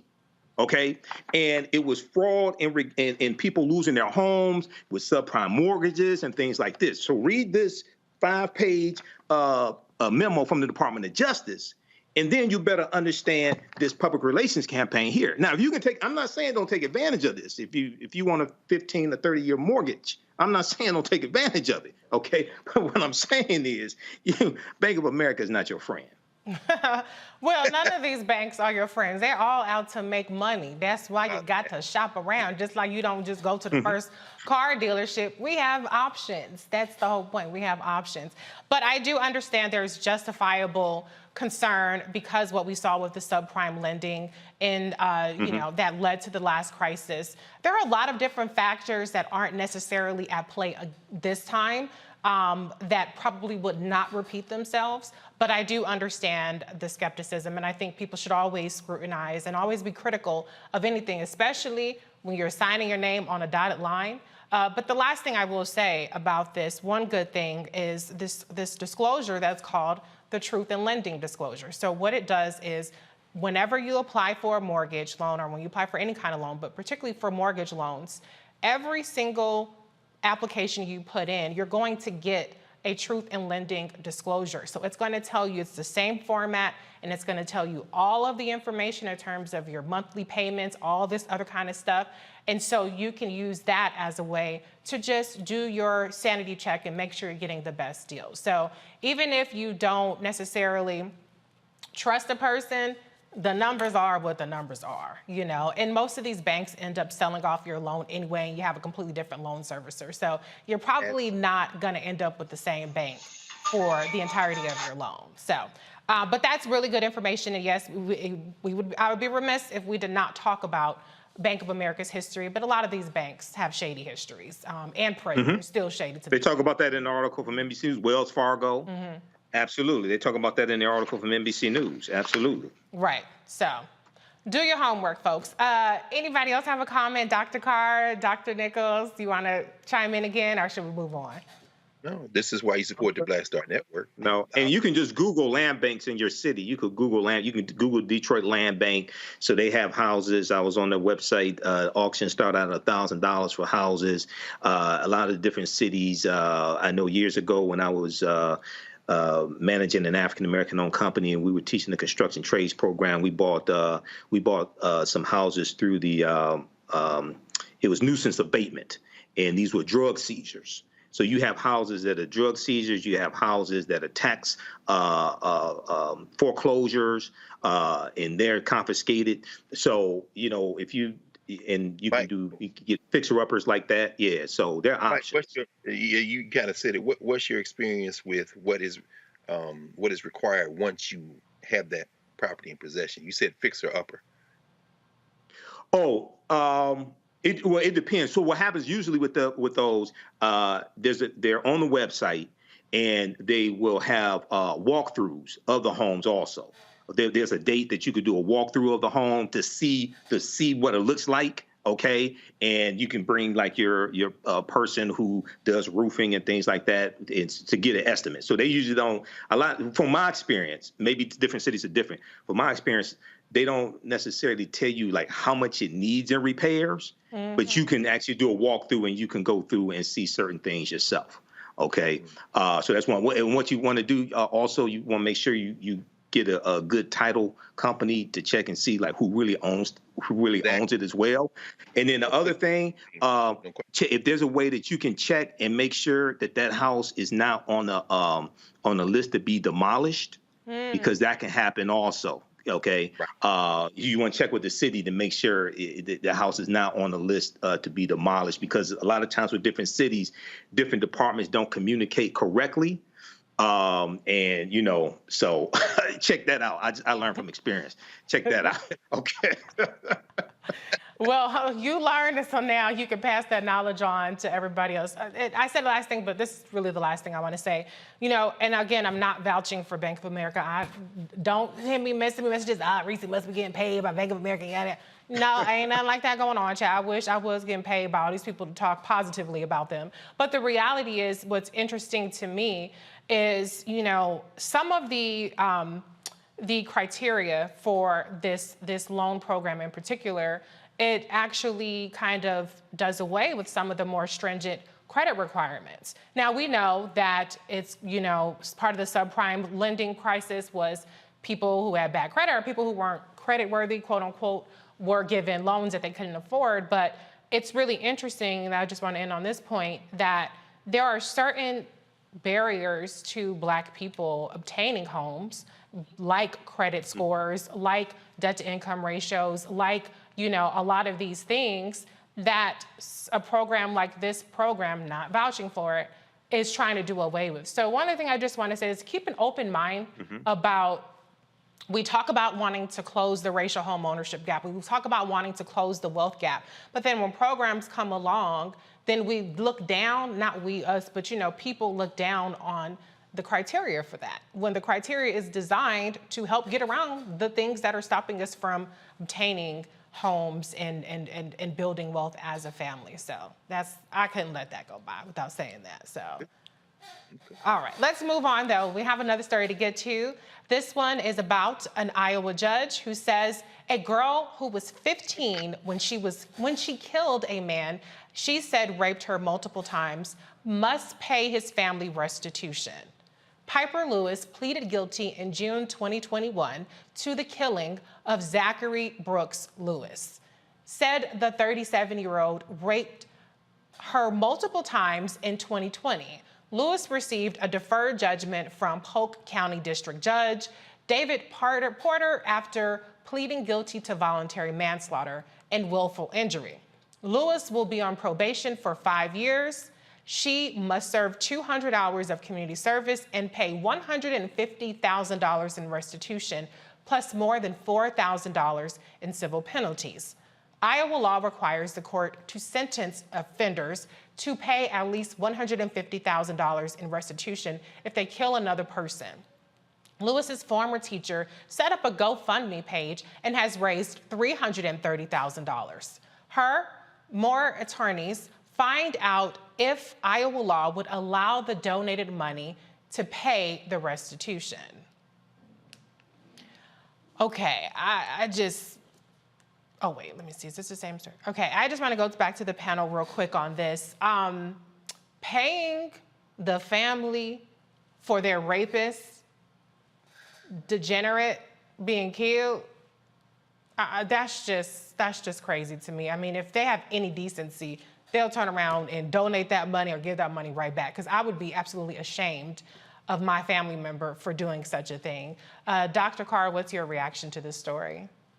I mean, class, we've been talking about class all along, but we, haven't said the word class. I think this whole conversation about housing and about ownership is about class. If you're not even in the position to be able to afford a home or anything, and obviously we're not talking about that. I think it's a similar class dynamic here. That family, I'm not going to make any assumptions, I don't know, but the harrowing details of what this young lady went through seems to me is speaking to those who are at the bottom of this political economy. Sex trade, sex slavery, basically. She did everything she could. And this judge, I mean, I think and it'd be interesting to hear what you think, that Nichols and Brother Mike.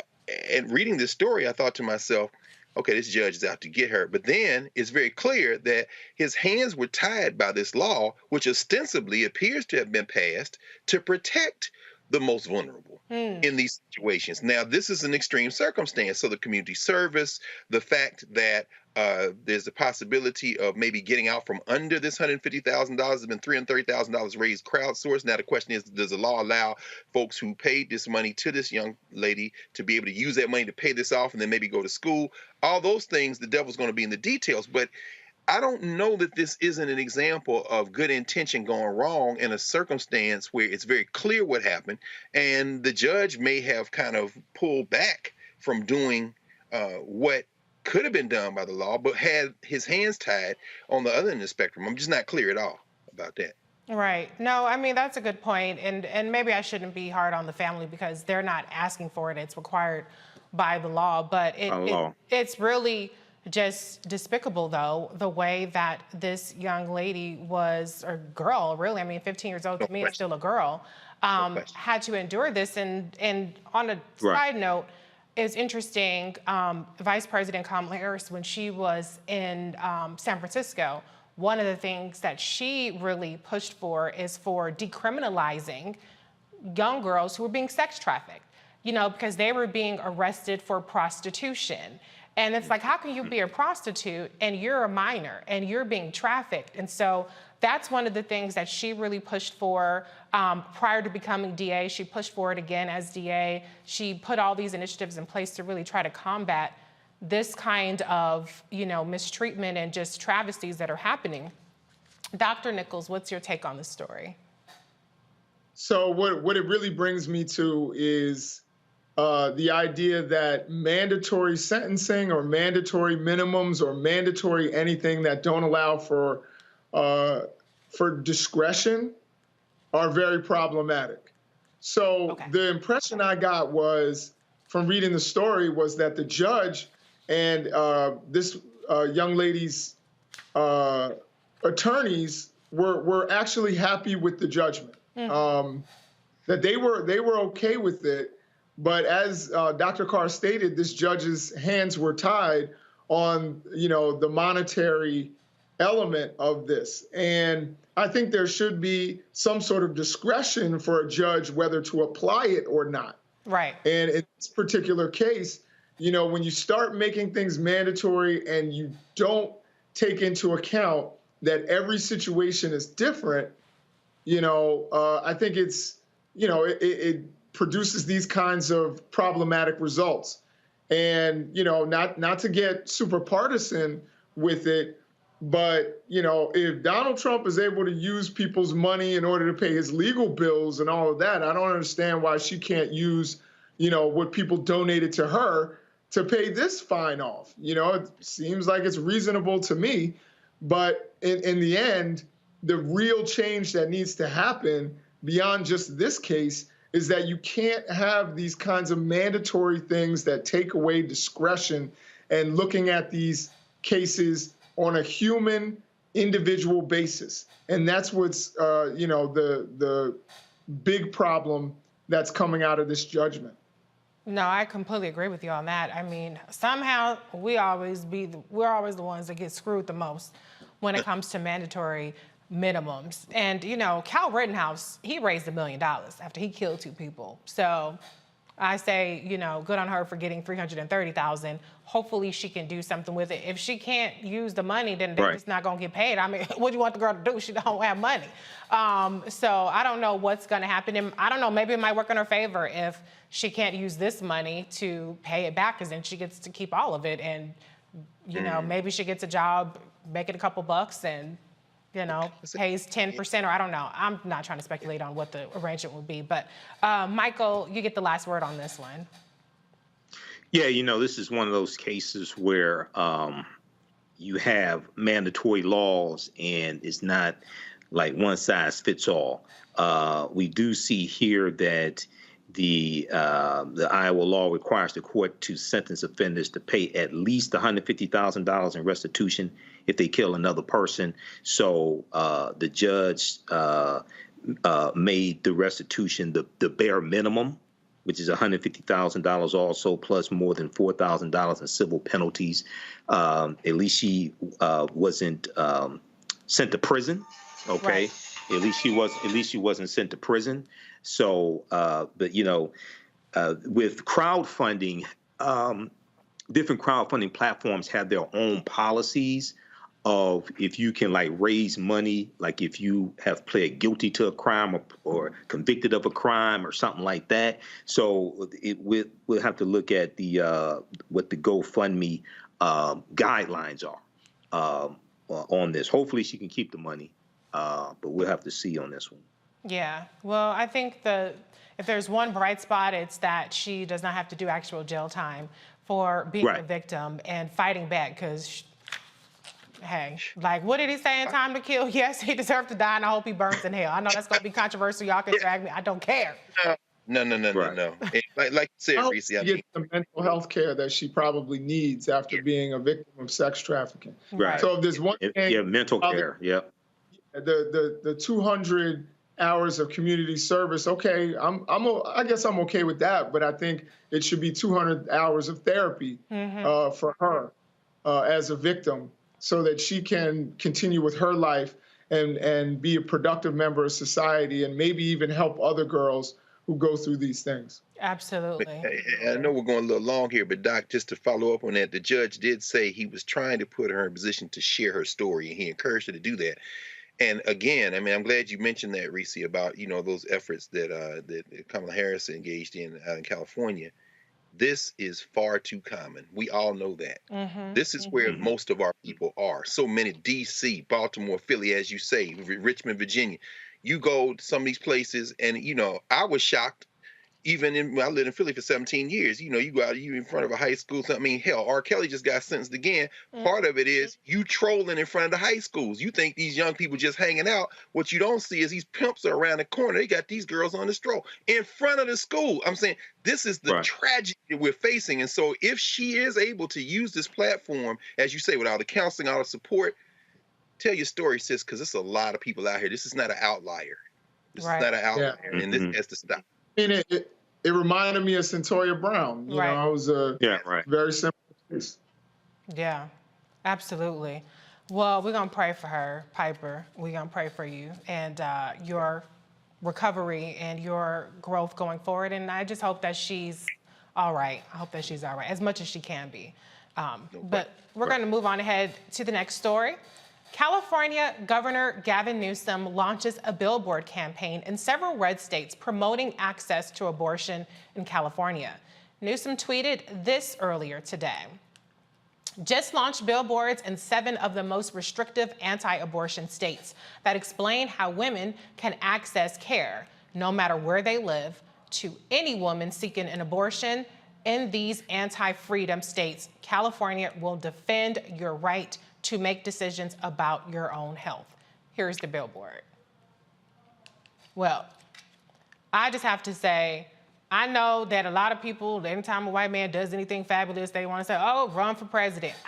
Don't run for president. Go ahead and do a good job as governor. But I do want to see more of this fighting spirit trying to shake the table a little bit, because, I've been seeing polling coming out this week about Republicans closing in on Democrats in states that they had been, Democrats have been polling pretty positively. You have Herschel Walker down in Georgia, who wants to ban abortion with no exceptions. And by no exceptions, that means including the life of a mother. And he was asked about that, and he clarified, and he said, in my mind, there are no exceptions. And you have North Carolina, Justice Sherry Beasley is going up against Congressman Ted Budd. He's another one that wants abortion banned with no exceptions. And then you have Marco Rubio, who wants abortion banned with only the exception being for the life of the mother, but not for rape and incest victims. And so we have in governor's races and Senate races throughout the country, these Republicans are not fucking around when it comes to this abortion stuff.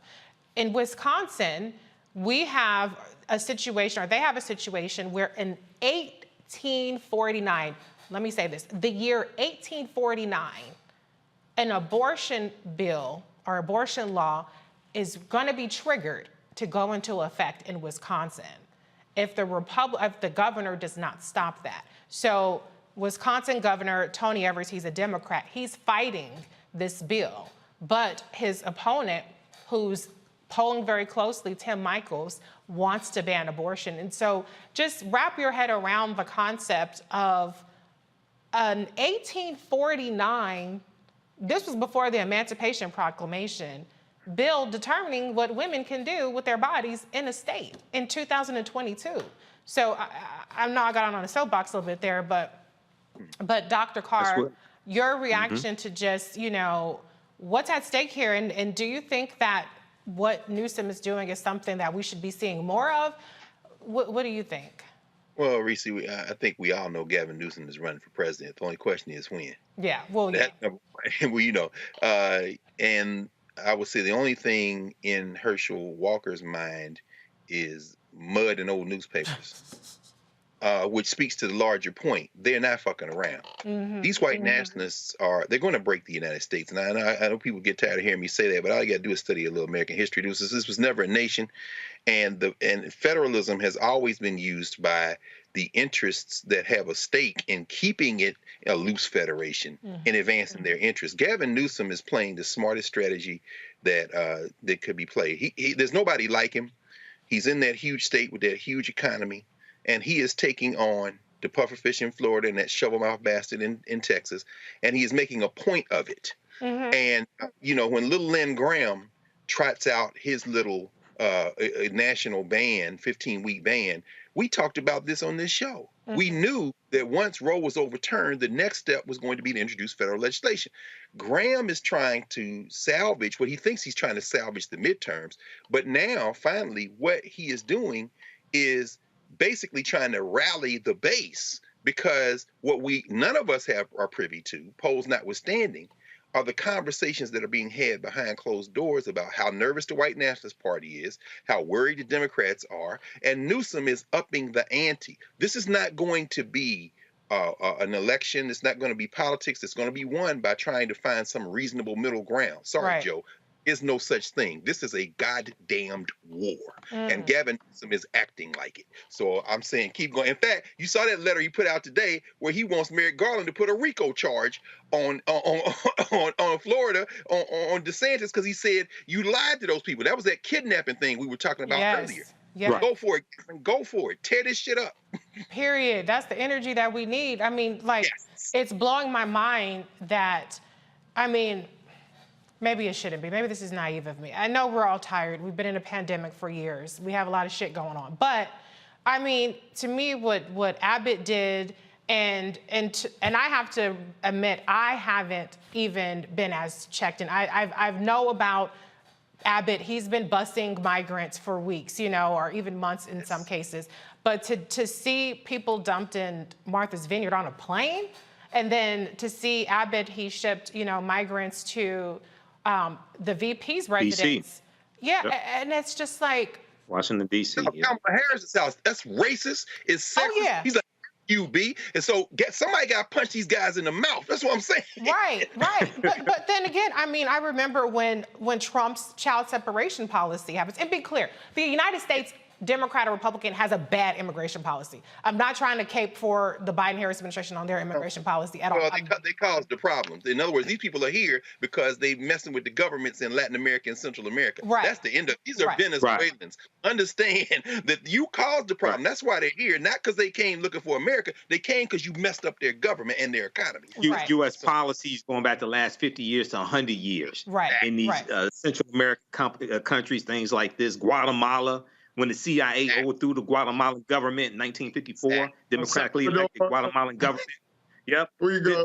And go back to what I was saying in the previous segment.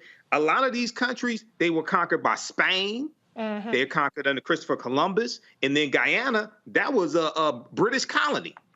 Okay, which that was one of the countries. You know, actually about 1952. A little more than 25% of the world population was under British rule. So these are victims of colonization. These are victims of white supremacy. So Abbott and DeSantis, they are continuing this 500 years of white supremacy. They're continuing this. They're in that tradition. Yeah. We have to take them out of power. That's why voting is so important.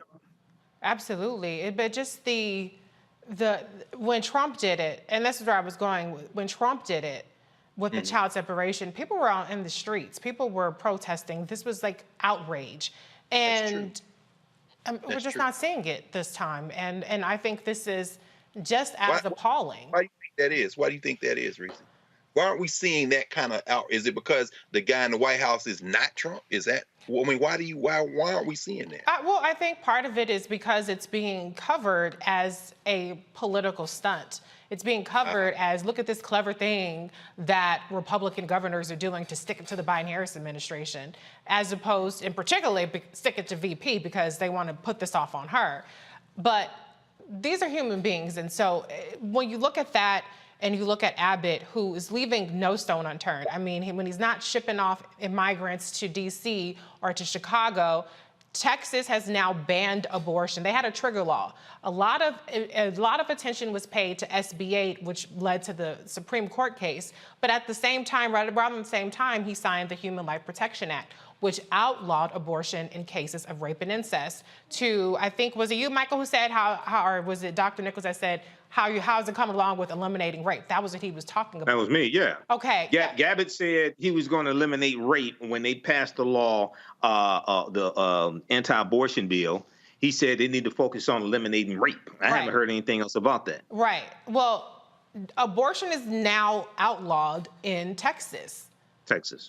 Including in cases of rape and incest. The only case that you can get an abortion is if you have a medical emergency. We're not talking about a 6-week ban. We're not talking about a 12-week ban. We're talking about outlawed, period.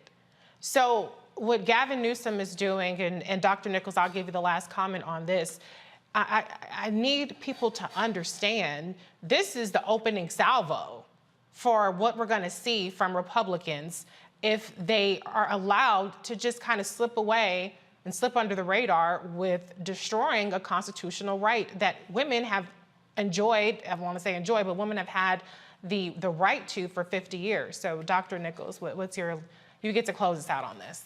Man, I got a lot that I want to get off my chest here. It's funny, DeSantis sent those Venezuelans to Massachusetts. Something tells me he wouldn't do that with Cubans. I think he would avoid putting Cubans on those planes. They would get all the dry foot, advantages that, and they'd be political refugees. But again, and this shows you the kind of hypocrisy here. If you're saying Cuba is some sort of communist dictatorship, then you all of a sudden don't have the same empathy for Venezuela, which again, I don't want to get in on socialism and all of that, but you notice even from their narrative, it doesn't make sense. And he wouldn't do it because it would be political suicide. Right. To put little Elian Gonzalez on a plane to Martha's Vineyard. It wouldn't happen. They'd find a home for him in Miami or in somewhere in the state of Florida. Now, as far as Gavin Newsom, I agree with everybody. He clearly has larger political ambition. We'll see when that actually takes place. I think he started puffing his chest out a little bit after surviving that recall, which was a joke anyway, but he started doing that. And, he has those political ambitions, but what he's doing is showing chutzpah, and I think it is really important. And lastly, as far as Herschel Walker is concerned, he believes in children being born, and then he can abandon them later and allow for them, to fend for themselves later. He wants them to be born, but he'll look the other way when they actually come up and say, "Hey, Dad." So I think that there are a ton of issues here. I think the people need to be more vigilant. And, again, Gavin Newsom can stick his chest out when you have a $100 million surplus in your state and you're doing pretty well. So, I think I like what he's doing. I think he should keep doing it. And, the reparations thing kind of got me even more on his side. Right. So I think he's making some good decisions.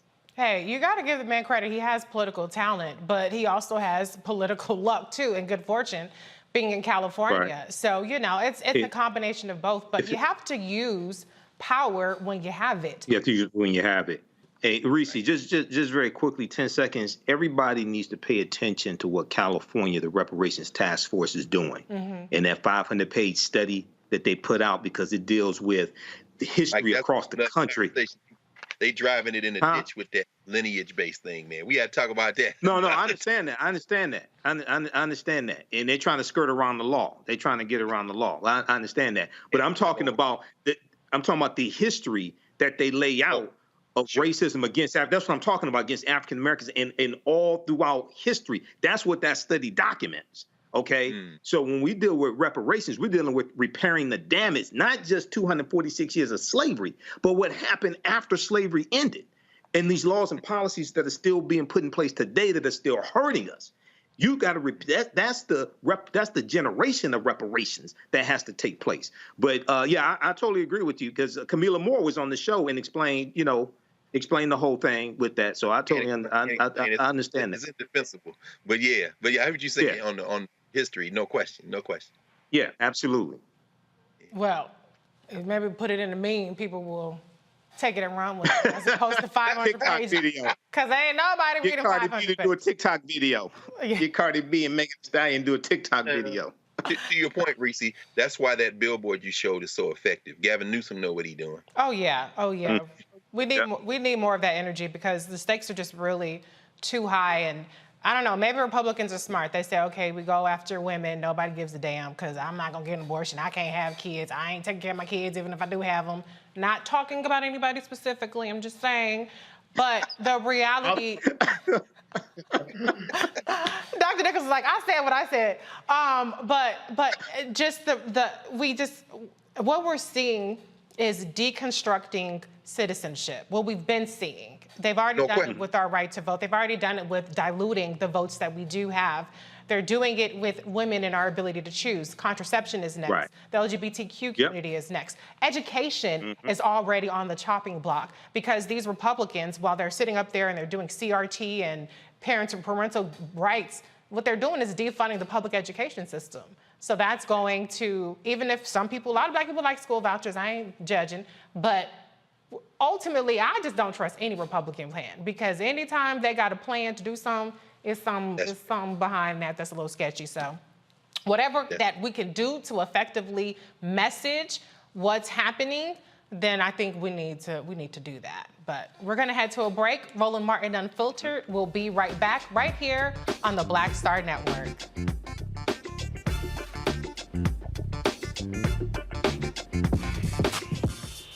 When we invest in ourselves, our glow, our vision, our vibe, we all shine. Together, we are black beyond measure. Can you believe the nerve of these Republicans? They only want to block progress for our community. They talk about cutting Medicare and Social Security.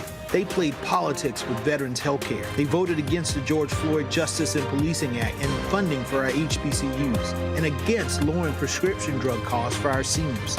These Republicans keep trying hard to stand in the way, but President Biden, Vice President Harris, and Democrats won't let them. They are delivering for us. The Democratic National Committee is responsible for the content of this advertising. Hatred on the streets, a horrific scene, a white nationalist rally that descended into deadly violence.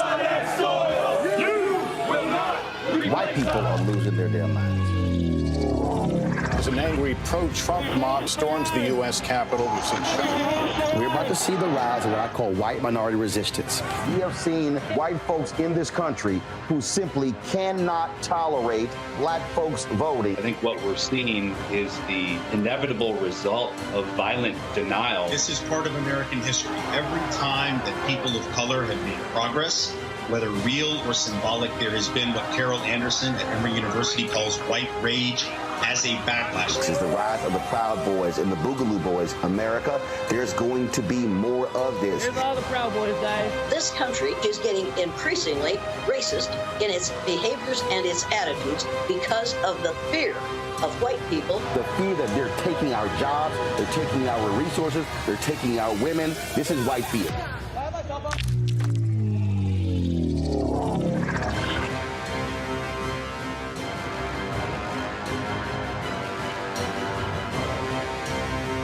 Black TV does matter, dang it. Hey, what's up, y'all? It's your boy Jacob Lattimore, and you're now watching Roland Martin right now. Yee.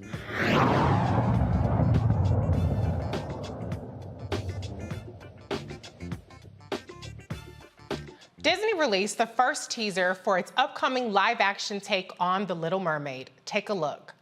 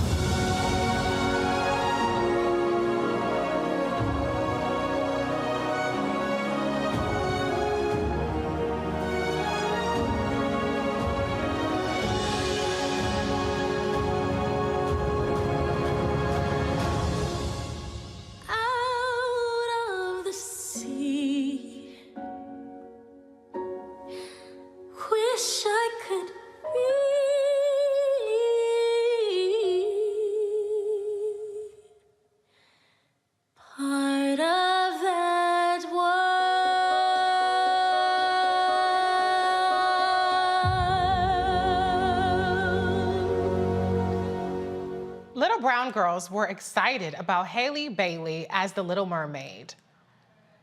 Watch my daughter's reactions to the Little Mermaid trailer.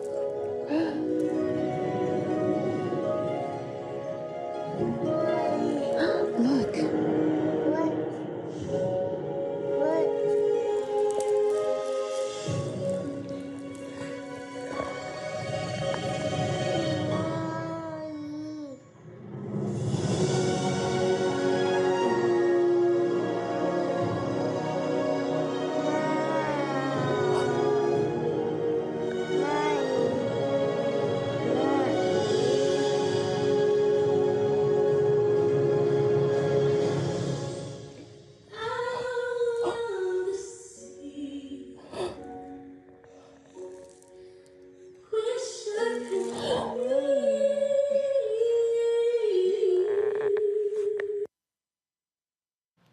With the positive news, there is the negative. Here are some of the folks that are upset that Disney cast a black woman to play a mermaid. We have Kaiser, who says The Little Mermaid is a traditional Danish tale, 100% European culture. Stop stealing others, like Pinocchio Italian, Lord of the Rings British, even Game of Thrones is based on European. In fact, 98% of Disney classics are stolen European stories. This is so stupid. Anyway, so Matt Walsh says it isn't scientific to have a black mermaid. All right, Max Winter says, a black actor playing the Little Mermaid really is a case of white erasure. All forms of art, including fairy tales, are meant to be reflections of the author's experiences and observations.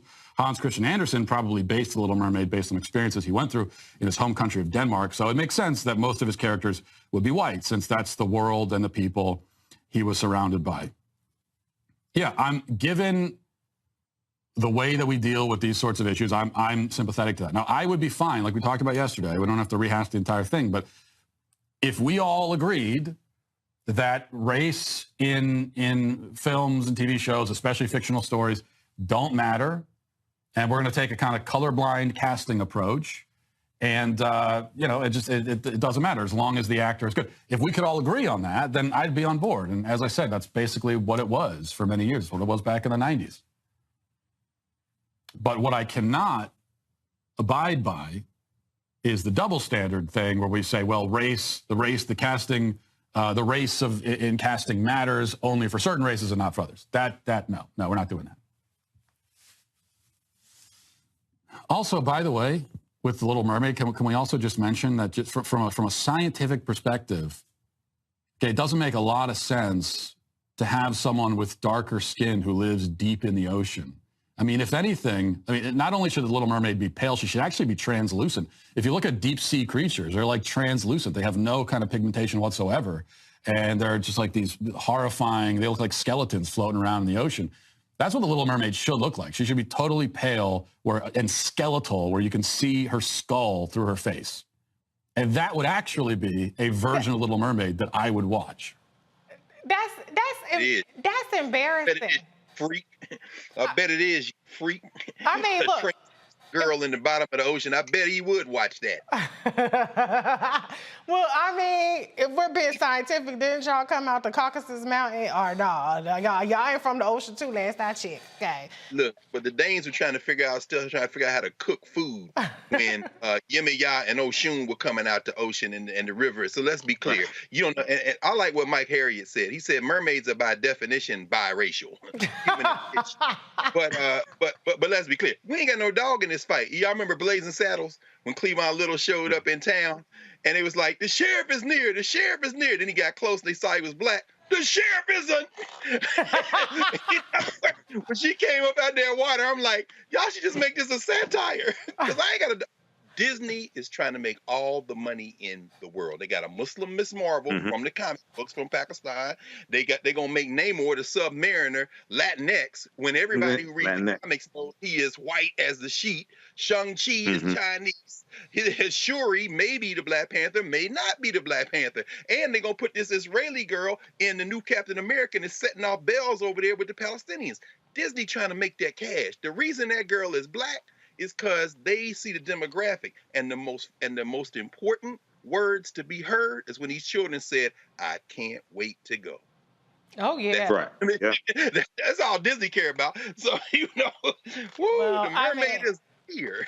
I get the anti-capitalism aspect of it, but as a mother of an 18-month-old, almost 18-month-old, I have to tell you, when there's this little show on Disney called Eureka. And it's a brown girl in prehistoric times, and she has purple kind of, hair, and it's really funky. And Ava just goes apeshit every time it comes on. I mean, she's like looking at me, and she's like, and she starts dancing and swinging around. And I mean, it brings so much joy to her. It doesn't scare you, Reese?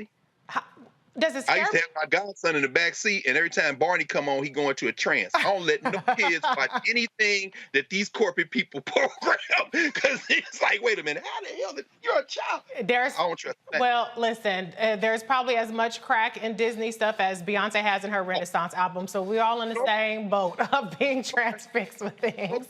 No question. So, I mean, for me, part of the fun of it is starting to be how just completely unhinged these people are about it. Like, I didn't have interest in the Game of Thrones prequel, even though I watched Game of Thrones. But now I'm like, well, let me check it out, because this black guy is pissing them off, or the Lord of the Rings thing they have going on. They're mad about the black people. Like, these are not real characters. Y'all already don't see black people as human anyway, so it should be less of a stretch to see black people play a half mermaid, half whatever. Well, yeah, with the Lord of the Rings and these other fictitious science fiction things like this. First of all, they act like they never heard of the African Moors that went all throughout Europe, intermixed into the European population and changed the complexion of many Europeans. Number one. Number two, I remember back in 2015 on the History Channel, they had a series called Barbarians Rising. And it dealt with like 700 years of invasions of the Roman Empire. And the first episode dealt with Hannibal Barca, Hannibal of Carthage, and the Carthaginians and the Punic Wars. And they portrayed Hannibal as an African, which he was. The Carthaginians, descendants of the Phoenicians. And some white people lost their minds. And it wasn't a brother like you had to look there and look at him for 5 minutes and listen to the tonality of his voice to determine if he was African descent. No, Nicholas Pinnock, you can look at that brother. That's a brother right there with a thick black beard, okay? So they were correct. A lot of white people lost their minds. This ties into white fear. This ties into Roland's book. Yeah. They're seeing these demographic changes here in the country, and not all white people, but these people that voted for Trump. They see these demographic changes in the country, and they can't handle it. And then they go to their escape. They go to their escape, which is science fiction. They go to their escape, which is a Disney movie, and then Negroes in the Disney movie. They're gonna have an Andy Griffith marathon because there's no black people in Mayberry. They keep trying to go to their escapes, right? And we keep popping up. So. And then you look at the YouTube, the trailer on YouTube has 1.5 million dislikes, things like this. So a lot of these people have just totally lost their minds. You know, they just totally lost their minds. So look at I'm sorry, look at it though. They're gonna make that money up in the Spanish market. Disney is global. This movie, these hillbillies in the United States ain't gonna stop this train. They're gonna make that money up in Latin America. Oh yeah, they're gonna make it. African Americans go see it. And I understand. My daughter's 5 years old. You know, and I watched the whole thing of the little girl's reaction to it. I'm glad I saw it before here because it brought tears to my eyes. Here, my daughter's 5 years old, right? My daughter loves Paw Patrol. She likes Sesame Street. She likes Doc McStuffins, things like this. So we need to flip this and like do lectures dealing with like the origins of the mermaids and where all this stuff comes from, things like this as well. But this is you know, just the reaction from many Europeans is just, you know, you don't have anything better to do than this? No. The attack Haley Bailey, you don't have anything better to do than this? You know, so. And I have to say, Haley Bailey, I met her at the VP's residence and for Juneteenth, and she's so she's like a mermaid in person. Like, she's just so lovely and sweet, and she has this just really divine voice and this great energy. So I love that for her. I love that for little black girls and everybody. And, you know, I'm gonna be honest, I don't let my kid watch like the super white cartoons like Coco Melon. I'm like, oh, everybody got green eyes, blue eyes, everybody's super white. I'm like, where are the black cartoons? So she watches, you know, Motown Magic. I'll let her watch the animals. So she does Word Party, other kind of stuff. But I'm happy that there are a lot of shows for her to watch. Don't judge me, or you can, I don't care. But I know a lot of people don't like their kids watching TV. But God, for Nollywood, because I mean, somebody got to tell our stories that we have. I mean, Disney is not for us. Disney out there trying to make money. No, so I mean, I understand. Thank God for the African film market, because at some point, when we get our act together, the American Negro gonna be sitting somewhere with our $5 in our hand, talking about. Anyway, well, that's true. African market, things like that. But what I think also it's important for us to do, and you may want to weigh in this, Greg, if we have time. These white supremacists are largely attacking this African American woman. Haley Bailey. No question. That's what I'm saying. So I don't want that to be lost in this whole Disney movie. Okay, because she talked about, I was reading an article from Screen Rant where she talked about her grandparents encouraging her, I think it was her grandparents encouraging her in dealing with these white supremacists and these attacks on social media, things like that. So that's a layer that I don't want to be lost in the white capitalism, the corporations, and you know, things like this. I don't know what to tell you. Dr. Carr is like, hey, that's what you signed up for. I don't know what to. At some point, we're going to have to make some decisions, or some decisions are going to be made for us. So this diversity, equity, inclusion approach to liberation, of course, is a complete and utter dead end. So yes, she should be defended. We have to deal with that. That's what I'm saying. That's what I'm saying. But let's be very clear. As you said, Reese, if you have power, use it. So we shouldn't be the ones defending her. Disney needs to have all the smoke for every white supremacist that they have contributed to their political campaign. Yeah. That they have emboldened. In other words, this is not our fight. This is Disney fight. Because Disney getting ready to pimp the black community for another $2 billion, like they did Black Panther. So when these white boys come for her, it don't need to be us. Yeah, we should say, but it need to be Disney. And Disney's not going to do that. Why? Because Disney don't give a damn about her either. This is all, you know what I'm saying? I mean, so I don't know. I don't have an answer other than you got to have your own stuff. We make our own documentary, and we've done this. Right. We've done this. Right.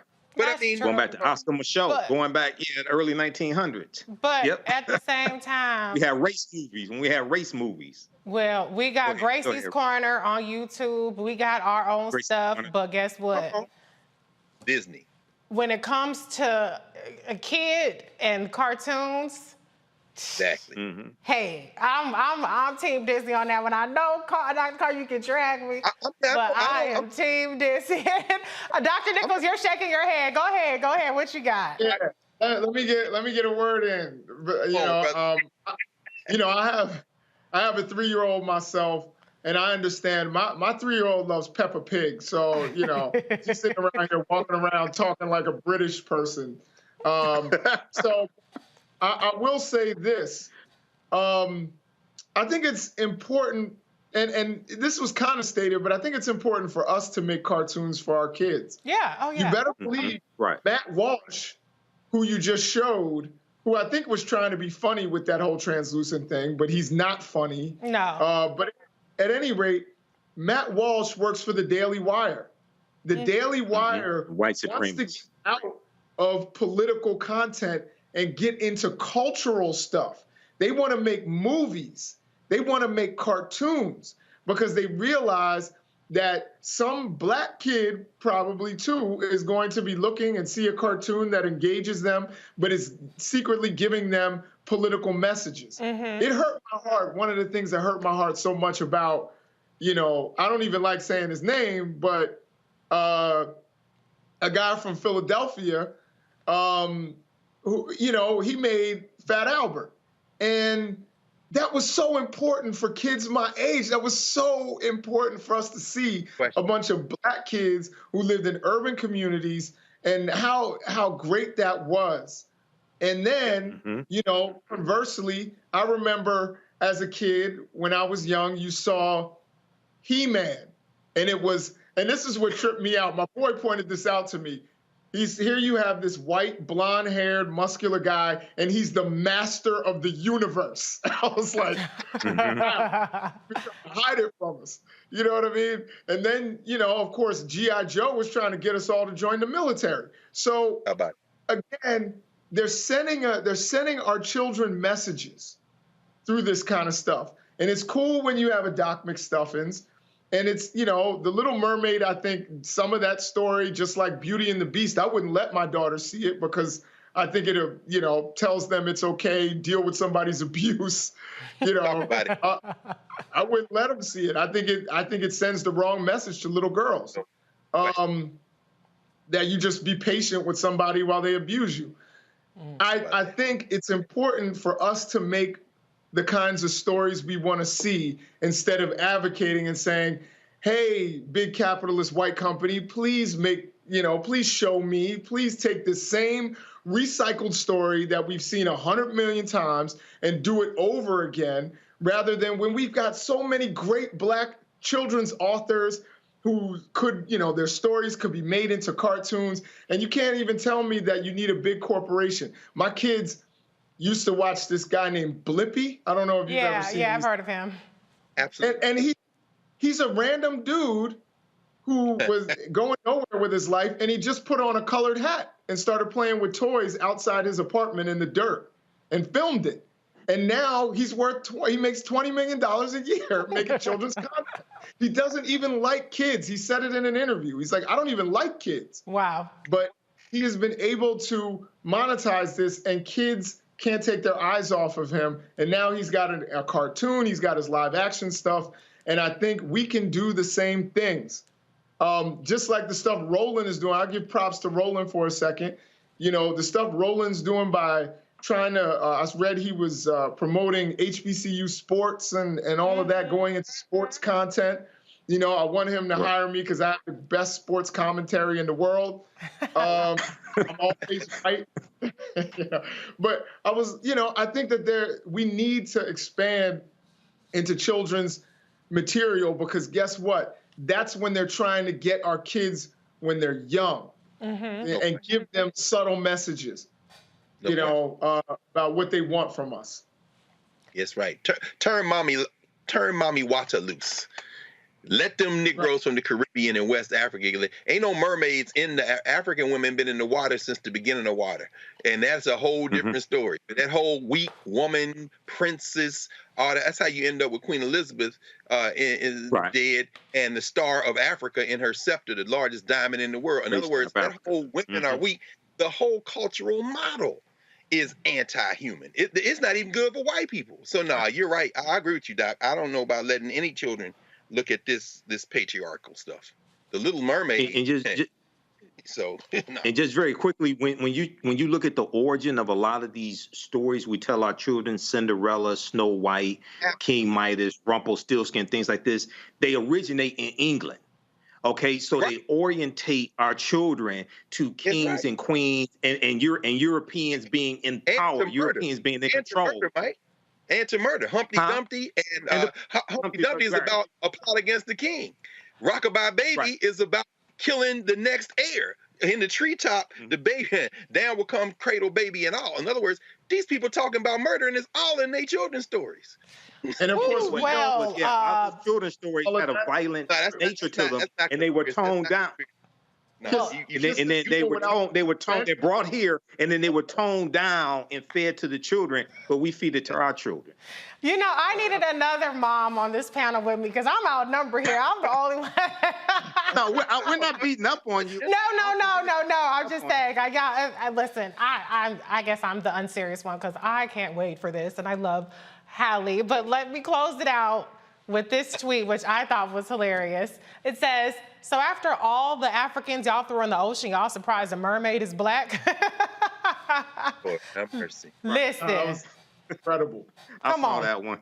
Come on, we got to keep the same energy. Y'all want us, what we doing? But fellas, it's been so much fun with you all. Thank you for sticking around a little bit longer and waiting for the show to start. I'm sorry, I was a little late. No problem. But Dr. Jason. Good to see you, Greg. Good to see you. Yeah, good to see you. Good to see you too, man. And good to see you, Doc. Oh, you know what, Reese? As you say, with a black woman in the chair, we have to remember those 6 children in September the 15th, 1963, who lost their lives. The 4 little girls at Birmingham and 16th Street Baptist Church, and the 2 black boys that were killed, one by a cop and another by a racist in the streets of Birmingham today. So, with a black woman here, it's fitting you're in that chair on the day that those 4 little girls lost their lives. The anniversary was its 59th, I think, in a year anniversary. Yes, thank you, Dr. Carr, for that reminder. I did retweet it earlier, but I'm glad you brought it up. So it's been a great show. Thank you, Dr. Nichols, Dr. Carr, Michael Imhotep. I'm Reese Colbert, signing off for Roland Martin Unfiltered on the Black Star Network.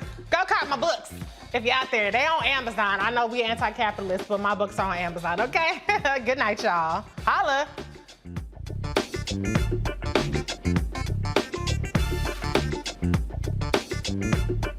When you talk about blackness and what happens in black culture, we're about covering these things that matter to us, speaking to our issues and concerns. This is a genuine people-powered movement. There's a lot of stuff that we're not getting. You get it, and you spread the word. We wish to plead our own cause. Too long have others spoken for us. We cannot tell our own story if we can't pay for it. This is about covering us. Invest in black-owned media. Your dollars matter. We don't have to keep asking them to cover our stuff. So please support us in what we do, folks. We want to hit 2,000 people, $50 this month, raise $100,000. We're behind 100,000, so we want to hit that. Y'all money makes this possible. Check some money orders. Go to P.O. Box 57196, Washington, D.C. 20037-0196. The Cash App is $RM Unfiltered. PayPal is R Martin Unfiltered. Venmo is RM Unfiltered. Zelle is Roland@RolandSMartin.com.